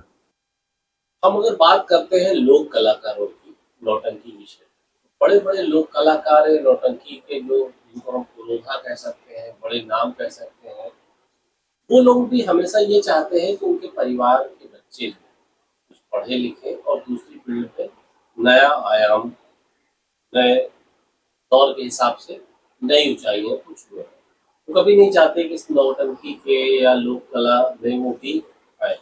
लेकिन आपने एक कह सकते हैं रिस्क लिया या आपने कोई सोची समझी स्ट्रैटेजी थी कि आपने पत्नी और बच्चे दोनों को इसमें आपने शामिल किया। क्या महत्वाकांक्षा थी, क्यों ऐसा आपने किया? एक्चुअली में क्या है कि ये जो अवधारणा है हमारे दिमाग में यही गलत है। और डॉक्टर का बच्चा डॉक्टर होगा, नक्कारे वाले का बच्चा नक्कारा बजाएगा, नौटंकी वाले का नौटंकी ही करेगा। काहे? तो ये भी एक तरीके का जो है वर्गवाद या जातिवाद या कुछ कहें हम, तो ऐसा क्यों करेंगे हम? वो नक्कारे वाले का बच्चा डॉक्टर क्यों नहीं बनेगा? किसी ने रोका है उसको? उसको वो अवसर क्यों नहीं मिलना चाहिए कि वो आईएएस भी बने? और ये आईएएस का बच्चा और डॉक्टर का बच्चा आकर के नौटंकी क्यों नहीं करेगा, लोक कला क्यों नहीं करेगा? किसने रोका है? ये कहाँ से हे हो गई, वो हाई हो गया? ये कोई सवर्ण है तो क्या कोई अवर्ण भी होता है क्या? ये वर्गवाद, ये बंटवारा कौन करता है? ये कहाँ, किस फैक्ट्री में होता है? वो कहाँ से होता है? ये सोच बदलनी पड़ेगी। दूसरे रहे मेरी पत्नी और मेरे बच्चे का, तो पत्नी स्वेच्छा से है, उसको लगा कि लगना चाहिए, और स्वयं वो एक कथक नृत्यांगना रही है। और दूसरी जो है कॉस्ट्यूम्स जो है डिजाइन करने के लिए जो है मेरे को एक हेल्प चाहिए थी, जो कि उसके साल भर रख रखाव बड़ा मुश्किल होता है। पत्नी के आने से वो मेरा काम बहुत अच्छा हुआ शिल्पी के, और शिल्पी का योगदान बहुत ही शानदार है। दूसरे बहुत सी लड़कियां हैं, वो जब किसी लेडी से बात करती हैं तो ज़्यादा कंफर्टेबल होती हैं, फिर वो मेरे को कम्युनिकेट कर देती है, कोई बात है। बेटे की बात है तो बेटा जो है अद्वितीय, अब उसको ये बताना होगा कि वो किस देश में है, इस देश की परंपराएं क्या है, इस देश के महान लोग कौन हैं, इस देश की कलाएं कौन सी हैं, यहाँ कैसे कथानक, कैसे कथ्य चलते हैं, उसकी क्या भाषा होती है। और बहुत से ऐसे किरदार हैं जो कि वो किंवदंती बन जाते हैं, वो कहावत बन जाते हैं, और वो समाज में प्रचलित हो जाते हैं। तो कल को कोई बोले कि यार तुम लोग की तो जोड़ी घीसू माधो की है, अब वो घीसू माधो जानता ही नहीं, कफन देखी नहीं, पढ़ी नहीं, उसको समझ में नहीं आया, आधी चीज ऊपर से निकल गई। कहे तुम यार एकदम अंधेर नगरी के गोवर्धन हो पूरे। अब वो जो पश्चिम की दिशा में गया था भिक्षा मांगने, और वहां के जो है अंधेर नगरी के चौपट व्यवस्था में जो है पकड़ गया, जहाँ पे भोजन, जहाँ पे सब चीज टके शेर था, तो पश्चिम जो है वो गया था अमेरिका या कहीं और किसी देश गया था, पश्चिम देश, वहां पे पकड़ा गया। और फिर एक दिन जो है गुरु ने मना करा था कि जहाँ पे टके शेर भोजन हो, टके शेर भाजी हो, जहाँ सब चीज टके शेर मिलता हो, न्याय भी टके शेर हो, ऐसी जगह पे मत रुकना, एक जगह रोना पड़ेगा और जान से भी हाथ धोना पड़ेगा। वही स्थिति में फंस जाता है। तो ये जानना बड़ा जरूरी है कि हम कहाँ हैं, और हम जो है किस परिस्थिति में हमें क्या करना चाहिए, या हमारे लेखक कौन रहे हैं, उन्होंने क्या लिखा है, क्या सीख है, ये उसको एस्से लिखने में, ये उसको आईएएस क्वालिफाई करने में, ये कलाएं, ये सारी इंफॉर्मेशन उसको जो है उसके कंपटीशन में, और दूसरों से बहुत बहुत बहुत आगे, बहुत एक कॉन्फिडेंस के साथ में उसको एक अलग लेवल पे खड़ा करेगी। सर सिर्फ क्या मंच पर आपका परिवार साथ होता है, या फिर डिनर टेबल पर भी आप लोग जो है लोक कलाओं और नौटंकी की बातें होती हैं? मेरा जीवन बहुत कंपार्टमेंटलाइज है।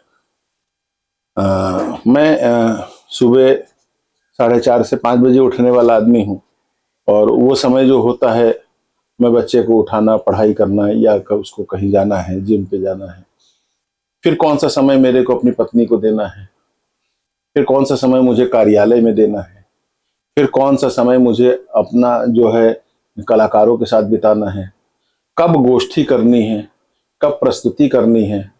प्रस्तुति करते करते उब जाता हूँ तो गोष्ठी की ओर चला जाता हूँ, उससे भी उब जाता हूँ तो लोक कला की उस बड़ी दुनिया में चला जाता हूँ। वहां पे जब ज्यादा दिन काम हो जाता है तो फिर से नाटक बुला लेता है मेरे को इधर, फिर से वो जो है विचार मंथन और विद्वानों के बीच में जो है एक समागम हो जाता है। तो ये जो है 24 घंटे किसी चीज को हम जिएंगे तो मेरे को नहीं लगता कि कोई ये ऐसी कोई फार्मूला है कि उसमें जल्दी हम सक्सेस पा जाएंगे। कितनी अच्छे कंसंट्रेशन के साथ में, कितनी तीव्रता से, कितनी गहराई तक आप जा सकते हैं, ये तो कला और अध्यात्म, ये जो है ये विषय ऐसे हैं कि जीवन भर को आपको वो सत्य समझ में ना आवे और कोई 4 दिन में वो सत्य समझ में आ जाए। कई जगह पे होता है, कई कहानियां हैं जहाँ गुरु गुड़ रह गया, और चेला चीनी हो गया। तो ऐसा होता है, बहुत होता है। और सर कई बार चूंकि आपने बहुत लंबा दौर जिया है इस कला क्षेत्र को, तो इस पूरे दौर में कभी कहीं ऐसा वक्त आया कि जिसमें सारी दुनिया एक तरफ थी और आप कला को बचाने में अकेले थे? क्या ऐसी रातें जो आपको बहुत पेनफुल रही हो, जो आप बताना चाहेंगे, कहना चाहेंगे? ये सब संघर्ष हैं जीवन के, और अपना ही एक वजूद खुद से ही तराश के, खुद से ही अंदर से एक छवि निकालनी होती है। और वो जो एक आपकी इमेज जो बनती है, वो आपके शक्ल सूरत और रूप की नहीं बनती है, वो आपके कार्यों की बनती है। जी। नाटक में जो लोग आपके मुंह पे हाथ मिला करके, और जान पहचान वाले लोग जो है, कोई बधाई दे के जाता है, कोई गले मिल के जाता है, और कोई नाक सिकोड़ता है, ये सबसे भी अलग एक दर्शक वर्ग होता है, जो आम जन है, जो आपको जानता है, आपके काम को देख रहा है, चुपचाप देख रहा है, और एक अलग जन भावना बनती है। अखबार आपको लोकप्रिय कर सकता है, ये जो बेनाम लोग आते हैं, जो भीड़ आती है, वो चुपचाप चली जाती है देख करके, और जब ये धारणा बनाती है, तो ये धारणा जो होती है वो किसी भी आग्रह या पूर्वाग्रह से बहुत ऊपर होती है। उसके पास कोई प्रेजुडिसेस नहीं होते हैं, ना वो आपकी जात के होते हैं, ना आपके वर्ग के होते हैं, ना आपके क्षेत्र से होते हैं। वो विशुद्ध कला के रसिक होते हैं, जो देखने आते हैं, या आपको देख रहे हैं, दूर से समझ रहे हैं, और फिर जो जन भावना बनती है, वहां से जनप्रियता निकलती है। तो लोकप्रियता से बहुत ऊपर है जनप्रियता। तो जनप्रियता जब जन जन में आदमी प्रिय हो जाता है, फिर वो इतिहास बन जाता है, फिर उसको कोई मिटाने वाला नहीं होता है, कोई अखबार उसका कुछ नहीं कर सकता है। कठिन समय आते हैं, आएंगे। राम के लिए भी वो रात बहुत भारी थी, जब लक्ष्मण को शक्ति बाण लगा था, जिस रात संजीवनी आनी थी, और वो रात भी बहुत भारी थी, जिस दिन जो है उन्हें शक्ति की पूजा करनी पड़ी थी। तो हर व्यक्ति की अपनी एक लड़ाई है, और माने विवेकानंद जी ने भी इस पे बहुत अच्छा, एक मेरी समर नीति करके एक पुस्तक है उनकी, पुस्तिका है बल्कि कह दीजिए। और मेरी हर व्यक्ति की अपनी एक समर नीति होती है, उसकी अपनी चुनौतियां होती हैं, उसको अपने युद्ध लड़ने पड़ते हैं, और कौन किसी को सीधे मानता है। सही बात। और बड़ी मुश्किल से मान्यता मिलती है इस समाज में, और जब आपको मान्यता मिल जाए तो आप ये समझ लीजिए कि कोई मिटा नहीं सकता। तो वो उन सौभाग्यशाली लोगों में मैं हूं, जो कि एक ही क्षेत्र, एक ही विधा, एक ही शैली के साथ में विगत 30 वर्षों से तमाम नई नई प्रस्तुतियां करते हुए आज एक अपना मुकाम बना है, और वो जनता का दिया हुआ मुकाम है।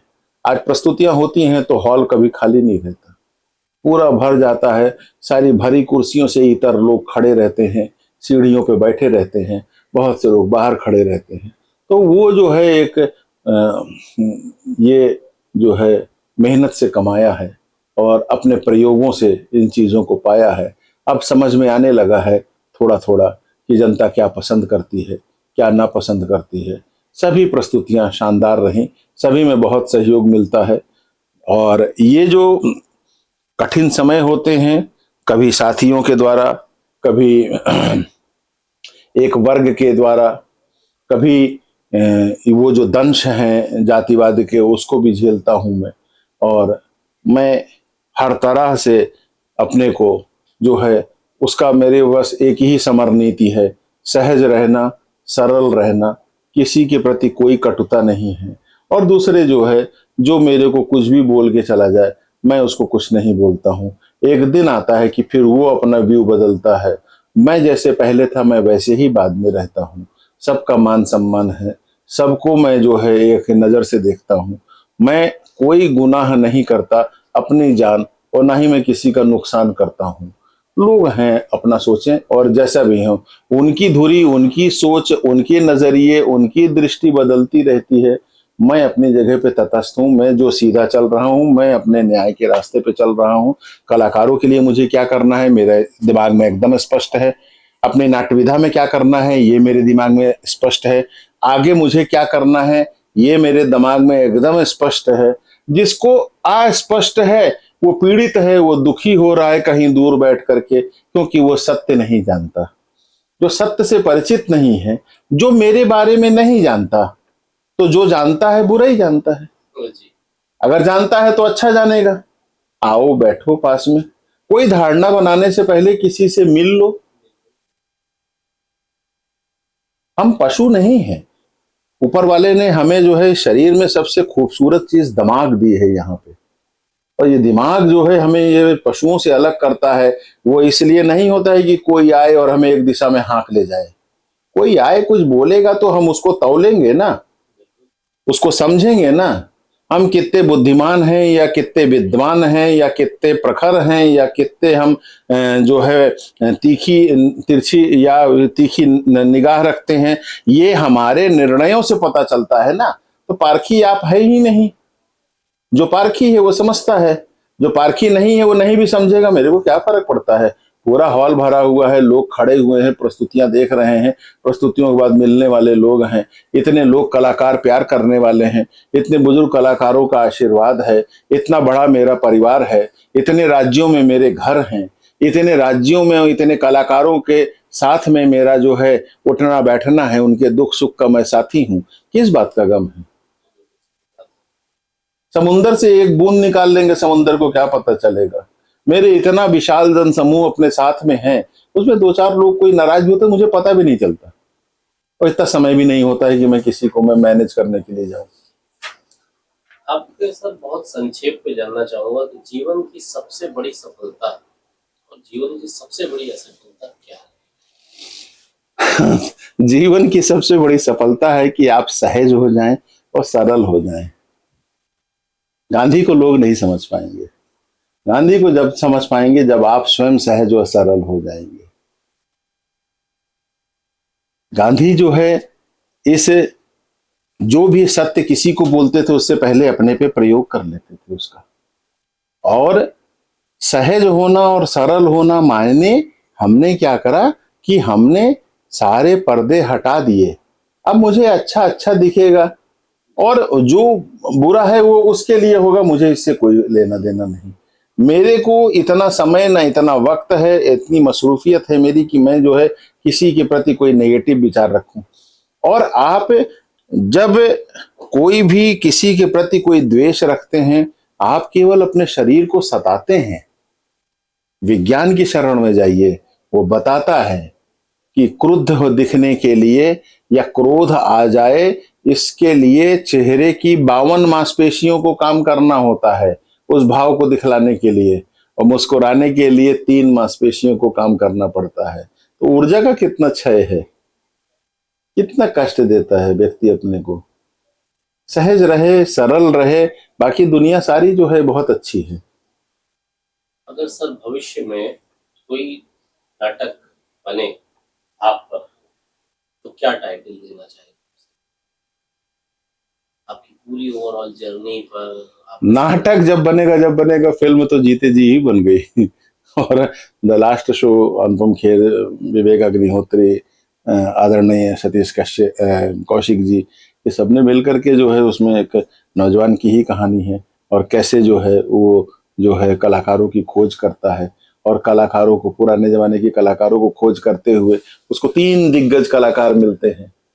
क्या नाम है सर मूवी का? द लास्ट शो, अभी आई नहीं है।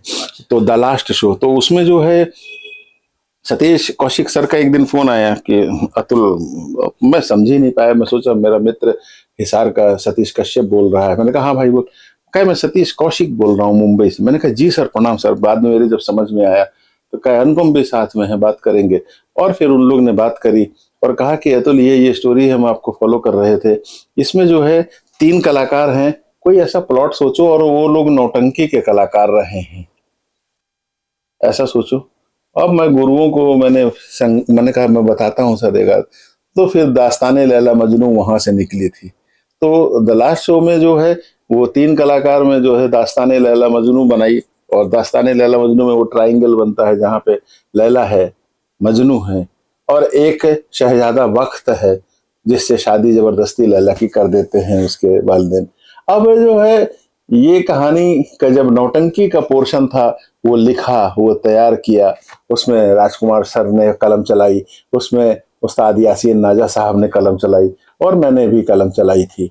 और उसमें यथासंभव मेरे आदरणीय गुरु प्रोफेसर ज्योतिष जोशी सर ने भी बहुत सहयोग करा था। तो वो जो है जब वहां पे प्रस्तुति उसकी फिल्म में जब शूट होना था तो वो नौटंकी वाला जितना पोर्शन था, तो वो अनुपम जी ने और सतीश कौशिक जी ने मेरे को यही कह के बुलाया कि ये पोर्शन आप निर्देशित करेंगे और आपकी देखरेख में ही होगा और आपके आर्टिस्ट रहेंगे। और उसमें जो है अनुपम खेर जी जो है मजनू बने, और पल्लवी जोशी जो है लैला बने, और सतीश कौशिक जी शहजादा बख्त। और बहुत ही अद्भुत वो अनुभव रहा। पर फिल्म लाइन मुझे बहुत माने कंफर्टेबल नहीं लगती है। मेरी अपनी जो है यही यात्रा जो है अपने लोक कलाकारों के साथ में ये बनती है, फलती फूलती रहे। नाटक कब बनेगा मेरे ऊपर और क्यों बनेगा और कौन सा ऐसा बहुत विशेष काम कर दिया, ऐसा कुछ नहीं है। समय अपने हिसाब से हर व्यक्ति का मूल्यांकन करता है, और आने वाले समय में जो होता है कभी कभी जो है वो आपके मरने के 10 20 50 साल सैकड़ों साल बाद वो हक आपको मिलता है। और आज की तारीख में जैसे कि अंबेडकर का जैसे अखिल भारतीय एक प्रभाव है, शायद उनके रहते हुए अखिल भारतीय लेवल पर उतना प्रभाव नहीं था। ये एक कटु सत्य है, परिसत्य है ये। तो ये भी शायद कुंडली में होता होगा कि या कोई ऐसा जीवन का चक्र है कि कभी कभी जो है जीते जी मिल जाता है और कभी मरने के बाद मिलता है। ये वक्त तय करेगा, इसको बहुत लेके परेशान नहीं होता मैं। सर, आने वाली पीढ़ी को क्या सीख देना चाहेंगे लोक कला के बारे में? क्या बहुत कम शब्दों में आप उनको सीख देंगे जो आपने बहुत देर में सीखा? कई बार होता है कि इंसान को दूसरों के अनुभव सीख लेना चाहिए, तो आपका वो जो अनुभव जो आपसे साझा करें, आने वाली पीढ़ी जो लोक कला और नौटंकी के बारे में जो आपने सीखते सीखते बहुत देर में उस चीज को सीख पाए, कि आपके माध्यम से हो सकता है वो बहुत जल्दी सीखे। जितना ज्यादा वो इंटर्नशिप करेगा, जितना ज्यादा किसी बड़े कलाकार के साथ रह करके सीखेगा, और जितना समय दे करके वो पैसा कमाना शुरू करेगा, वो ज्यादा दक्ष कलाकार बनेगा। आज 2 गाने सीखे, आज हमने 2 चीजें सीखी और हम कूद करके जो है हम सीधा पैसा कमाने बाजार में उतर गए, गाने लगे और थोड़ा सा ही जाने थोड़े से में ही कूद गए। 2 लाइन कविता लिखने लगे, तुरंत मंची कवि हो गए। थोड़ा तप लीजिए, जीवन का और संघर्ष देख लीजिए, शायद तब करके ही जो है जो सोना है उसमें निखार आता है। तो वो निखार आने दीजिए, और वो थोड़ा सा जब निखार आएगा तो पूरी दुनिया में कोई आपको रोक नहीं सकता है। ये संघर्ष का जो पीरियड होता है ये बड़ा ही एकांकी होता है, बड़ा ही अंधेरा होता है। इसमें केवल आप अपने को तराशते हैं, दुनिया से दूर कोई नहीं देखता। आप 3 बजे उठ के दौड़ रहे हैं, आप दिन रात संघर्ष कर रहे हैं, आप यात्राएं कर रहे हैं, आप शोध कर रहे हैं, आप लोगों से चर्चा कर रहे हैं, और उन चीजों को संग्रहित करके जब आपका अनुभव, आपका अभ्यास, आपकी शारीरिक क्षमता, आपकी मानसिक क्षमता जब असीम हो जाती है, वहीं से जो है फिर वो वृक्ष निकल आता है। जो बीज होता है वो भी धरती के नीचे जाके अंधेरा, नमी, ऊपर का हिस्सा सड़ जाता है, फिर उसमें से अंकुर फूटता है, पहले नीचे की ओर बढ़ता चला जाता है, जब नीचे पकड़ लेता है जड़ तब फिर ऊपर की ओर पेड़ निकलता है। पहले वो नीचे की ओर बढ़ता है, और उस अंधेरेपन में उसमें बाद में फिर वो बड़ा वृक्ष जब बनता है तो लोगों को गर्दन उठा के देखना पड़ता है कि अरे गजब। और वो शुरुआत तो उसकी एक छोटे से बीज से ही हुई थी। वो बीज मना कर देता कि मैं अंधेरे में नहीं रहूंगा, मैं मिट्टी के नीचे नहीं दबूंगा, मैं सीलन भरी जगह में नहीं रहूंगा, मैं इस दमघोटू संघर्ष को नहीं झेलूंगा, तो वो कभी भी बड़ा पेड़ नहीं बन सकता। सर, सवाल जो थोड़ा सा ऐसा कुछ है कि आजकल जैसे आजकल नए, क्योंकि भाई राजनीति की बात थोड़ा सा कर रहा हूँ यहाँ पर, जिसके पास 10, 20, 50, 100, 200 कार्यकर्ता होते हैं वो भी पहुंच जाता है लखनऊ, दिल्ली कि हमको भी टिकट दिया जाए। आपके पास पूरी एक फौज है, तो क्या कभी राजनीतिक महत्वाकांक्षा मन में नहीं उमड़ी कि प्रयास किया जाए ये भी? बहुत सारे कलाकार, चूंकि अभी रिसेंटली जो है थालापति पूरे स्टेट पर पहली बार लड़े और पूरे स्टेट पर काबिज हो गए और चीफ मिनिस्टर बने। इसी तरह से अन्य लोगों ने अपनी किस्मत आजमाई। चूंकि आप एक कलाकार हैं, कलाकार में आप मनोज तिवारी जी की बात करें, चाहे निरहुआ की बात करें, हर एक व्यक्ति अपने आप को राजनीति में एक बार ट्राई करता है। तो क्या आपकी कभी कोई ऐसी राजनीतिक महत्वाकांक्षा है भविष्य में, आप राजनीति में अपनी एक बार जैसे आपने अभी बताया ना कि जीवन एक प्रयोगशाला है, कुछ न कुछ प्रयोग करना है, तो क्या ये प्रयोग करेंगे आप? भविष्य के गर्भ में क्या है वो मुझे खुद नहीं मालूम। मुझसे पूछेंगे तो मैं कतई राजनीतिक व्यक्ति नहीं हूं। मैं बहुत सहज हूं, मैं बहुत सरल हूं। मेरे जो दिल में है वो जबान पे है। शायद राजनीति में ऐसा नहीं होता होगा। वहां पे शायद बहुत सी बातें और बहुत दूसरे तरह के तेवर और बहुत दूसरे तरह के विचार, बहुत दूसरे तरह की संवेदनशीलताएं या दूसरे तरह की चीजें जरूरी होती होंगी। जैसे कि आप उदाहरण में लीजिए कि एक मशीन है जिसमें अनाज डालेंगे तो वो उसका पाउडर बना देगी, गेहूं डालेंगे तो वो आटा बन जाएगा, हम चना डालेंगे तो बेसन बन जाएगा। वो सिस्टम में वही निकल सकता है। पर आज आप देख रहे हैं कि उस सिस्टम से लोग संतुष्ट नहीं हैं। आज हम उसी मशीन से उम्मीद करने लगे हैं कि वहां से तेल निकले। हम ये समझ ही नहीं पा रहे हैं छोटा सा फर्क कि वो मशीन भूसी बनाने के लिए है, जो चीज डाल देंगे पाउडर बन जाएगी। तेल के लिए एक दूसरा सेटअप लगता है, तब उसमें से तेल की चीजें निकलेंगी। तो उसी मशीन से अगर हम तेल चाह रहे हैं, हमारी अपेक्षाएं कुछ और हैं, तो वो सिस्टम दूसरा होगा। वहां पे जो है मेरिटोक्रेसी होती है एक, जैसे डेमोक्रेसी होती है, जैसे उसी तरह से एक मेरिटोक्रेसी होती है। जो जिस लाइन का माहिर व्यक्ति है वो उस लाइन का संचालन करे। राजनीति में किसी से क्या मतलब है कि वो जो है उसने जीवन में कभी कला नहीं करी, वो संस्कृति है मंत्री देख रहा है। जो कभी खेला नहीं, दौड़ा नहीं, स्टेट चैंपियन भी नहीं रहा, वो जो है खेल के फेडरेशन चला रहा है और वो जो है खेल मंत्री है या आईएएस भी है। तो क्यों है वहां पे खिलाड़ी क्यों नहीं बैठेगा जो उन शेड्यूल्स को समझता है, जो उन प्रैक्टिस को समझता है, जो खिलाड़ियों की नीड को समझता है, जो कलाकार की जरूरत को समझता है, जो कलाकारों की चुनौतियों को समझता है, जो कभी भी ऐसा आदेश नहीं देगा कि देश के सभी लोग कलाकार इंटरनेट पे जाके इंग्लिश में फॉर्म भर दें। ऐसे बेहुदा आदेश देने के लिए आपको विद्वान होना पड़ेगा, तो ऐसे विद्वता से मेरा कोई वास्ता मैं नहीं चाहता। वो व्यक्ति तक कैसे आप पहुंचेंगे और वो माध्यम आपका कौन सा होगा? मैं फिर कहता हूं सहज और सरल सरकारें भी हो जाए तो कितना अच्छा है। जो आदमी पसंद नहीं है उससे आप 19 का पहाड़ा पूछ लेंगे, जो आदमी पसंद है उससे 2 ही का पहाड़ा पूछ के कहेंगे तुम जीत गए, बहुत विद्वान हो, चलो आगे बढ़ो। ये नहीं। एक सर आखिरी में मैं सुनना चाहूंगा आपके अपनी जो दिल को छू लेने वाली हिंदी, उर्दू, इंग्लिश एक शायरी हम चाहेंगे जो सारे हमारे इस वार्तालाप को समेट ले और आपको डिफाइन कर दे, कला को डिफाइन कर दे। ऐसी सारी, या तो आपकी मनपसंद जो रही हो दिल के करीब।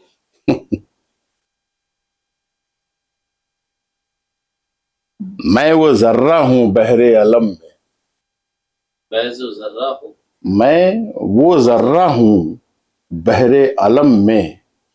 माने इस समंदर जो विस्तारित है, ये आलम जो है, उसमें एक जर्रा मैं ऐसा हूं, कतरा। मैं वो जर्रा हूं इस बहरे अलम में जिससे तूफान भी दामन बचाए। तूफान भी मेरे से भिड़ना नहीं चाहेगा, वो जानता है कि किस गति को प्राप्त हो जाएगा वो। हाँ, मैं जर्रा हूं। तो आप समंदर नहीं है, आप जर्रा। सर, एक आखिरी में कुछ सवाल हमारे ऐसे होंगे जिसके लिए मैं चाहूंगा कि आप कुछ शब्दों में ही उसका रिप्लाई करें। अगर बहुत शॉर्ट में आप 3 सेकंड में मैं चाहूंगा उसका जवाब दें आप। नौटंकी या बॉलीवुड? नौटंकी। हीर रांझा, लैला मजनू, कौन ज्यादा ट्रेजिडिक है? लैला मजनू। स्टेज की रोशनी या खुले मैदान की धूप?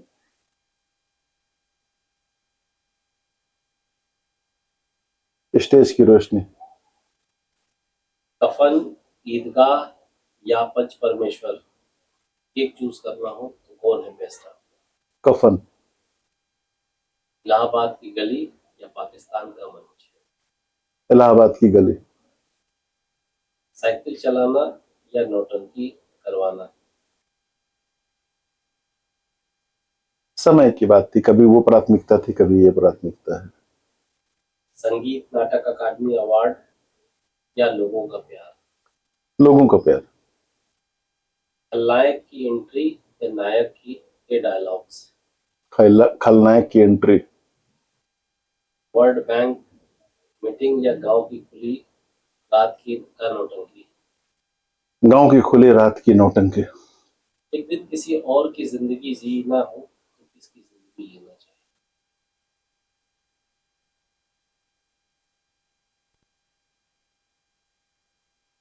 त्यागी संत की। मैं सब छोड़ करके कहीं चला जाना चाहता हूँ। पत्नी की एक क्वालिटी जो आपने सेक्रेटरी कॉपी की लेकिन कभी बताया नहीं हो?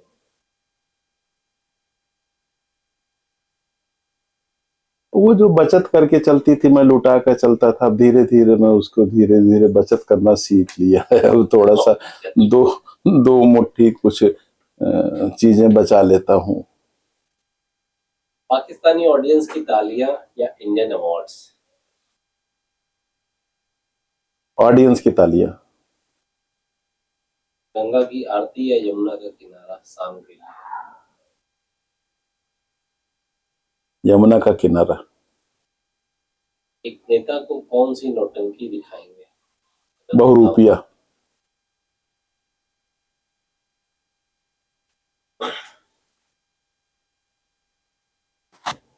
सर तुलसी जी हमारे साथ थे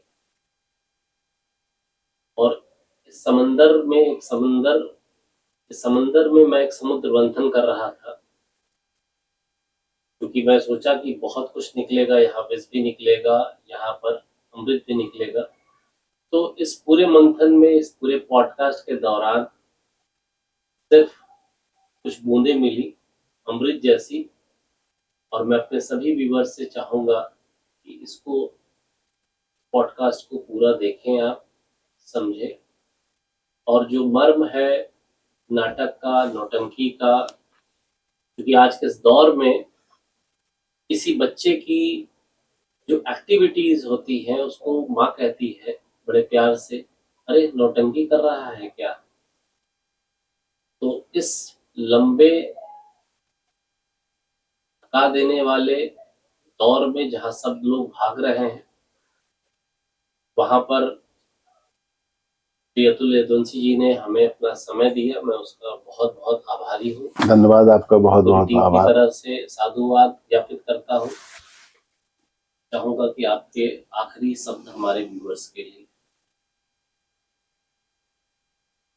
आपका पॉडकास्ट खूब तरक्की करे और कंटेंट शानदार रखते हुए सस्ती लोकप्रियता से दूर एक कठिन रास्ता चुनिए, और उस कठिन रास्ते से निकल करके जब जो है तब आपको जो है शमशीर सुलेमानी मिलेगी, या कोई एक ऐसा मुकाम मिलेगा, और बिना अपने हिस्से का संघर्ष किए हुए बगैर मरे हुए स्वर्ग नहीं मिलता। तो यही कहना चाहूंगा कि तू जिंदा है तो जिंदगी की जीत में यकीन कर, बी पॉजिटिव। तू जिंदा है तो जिंदगी की जीत में यकीन कर, अगर कहीं है स्वर्ग तो उतार ला जमीन पर, उतार ला जाए। बहुत बहुत धन्यवाद।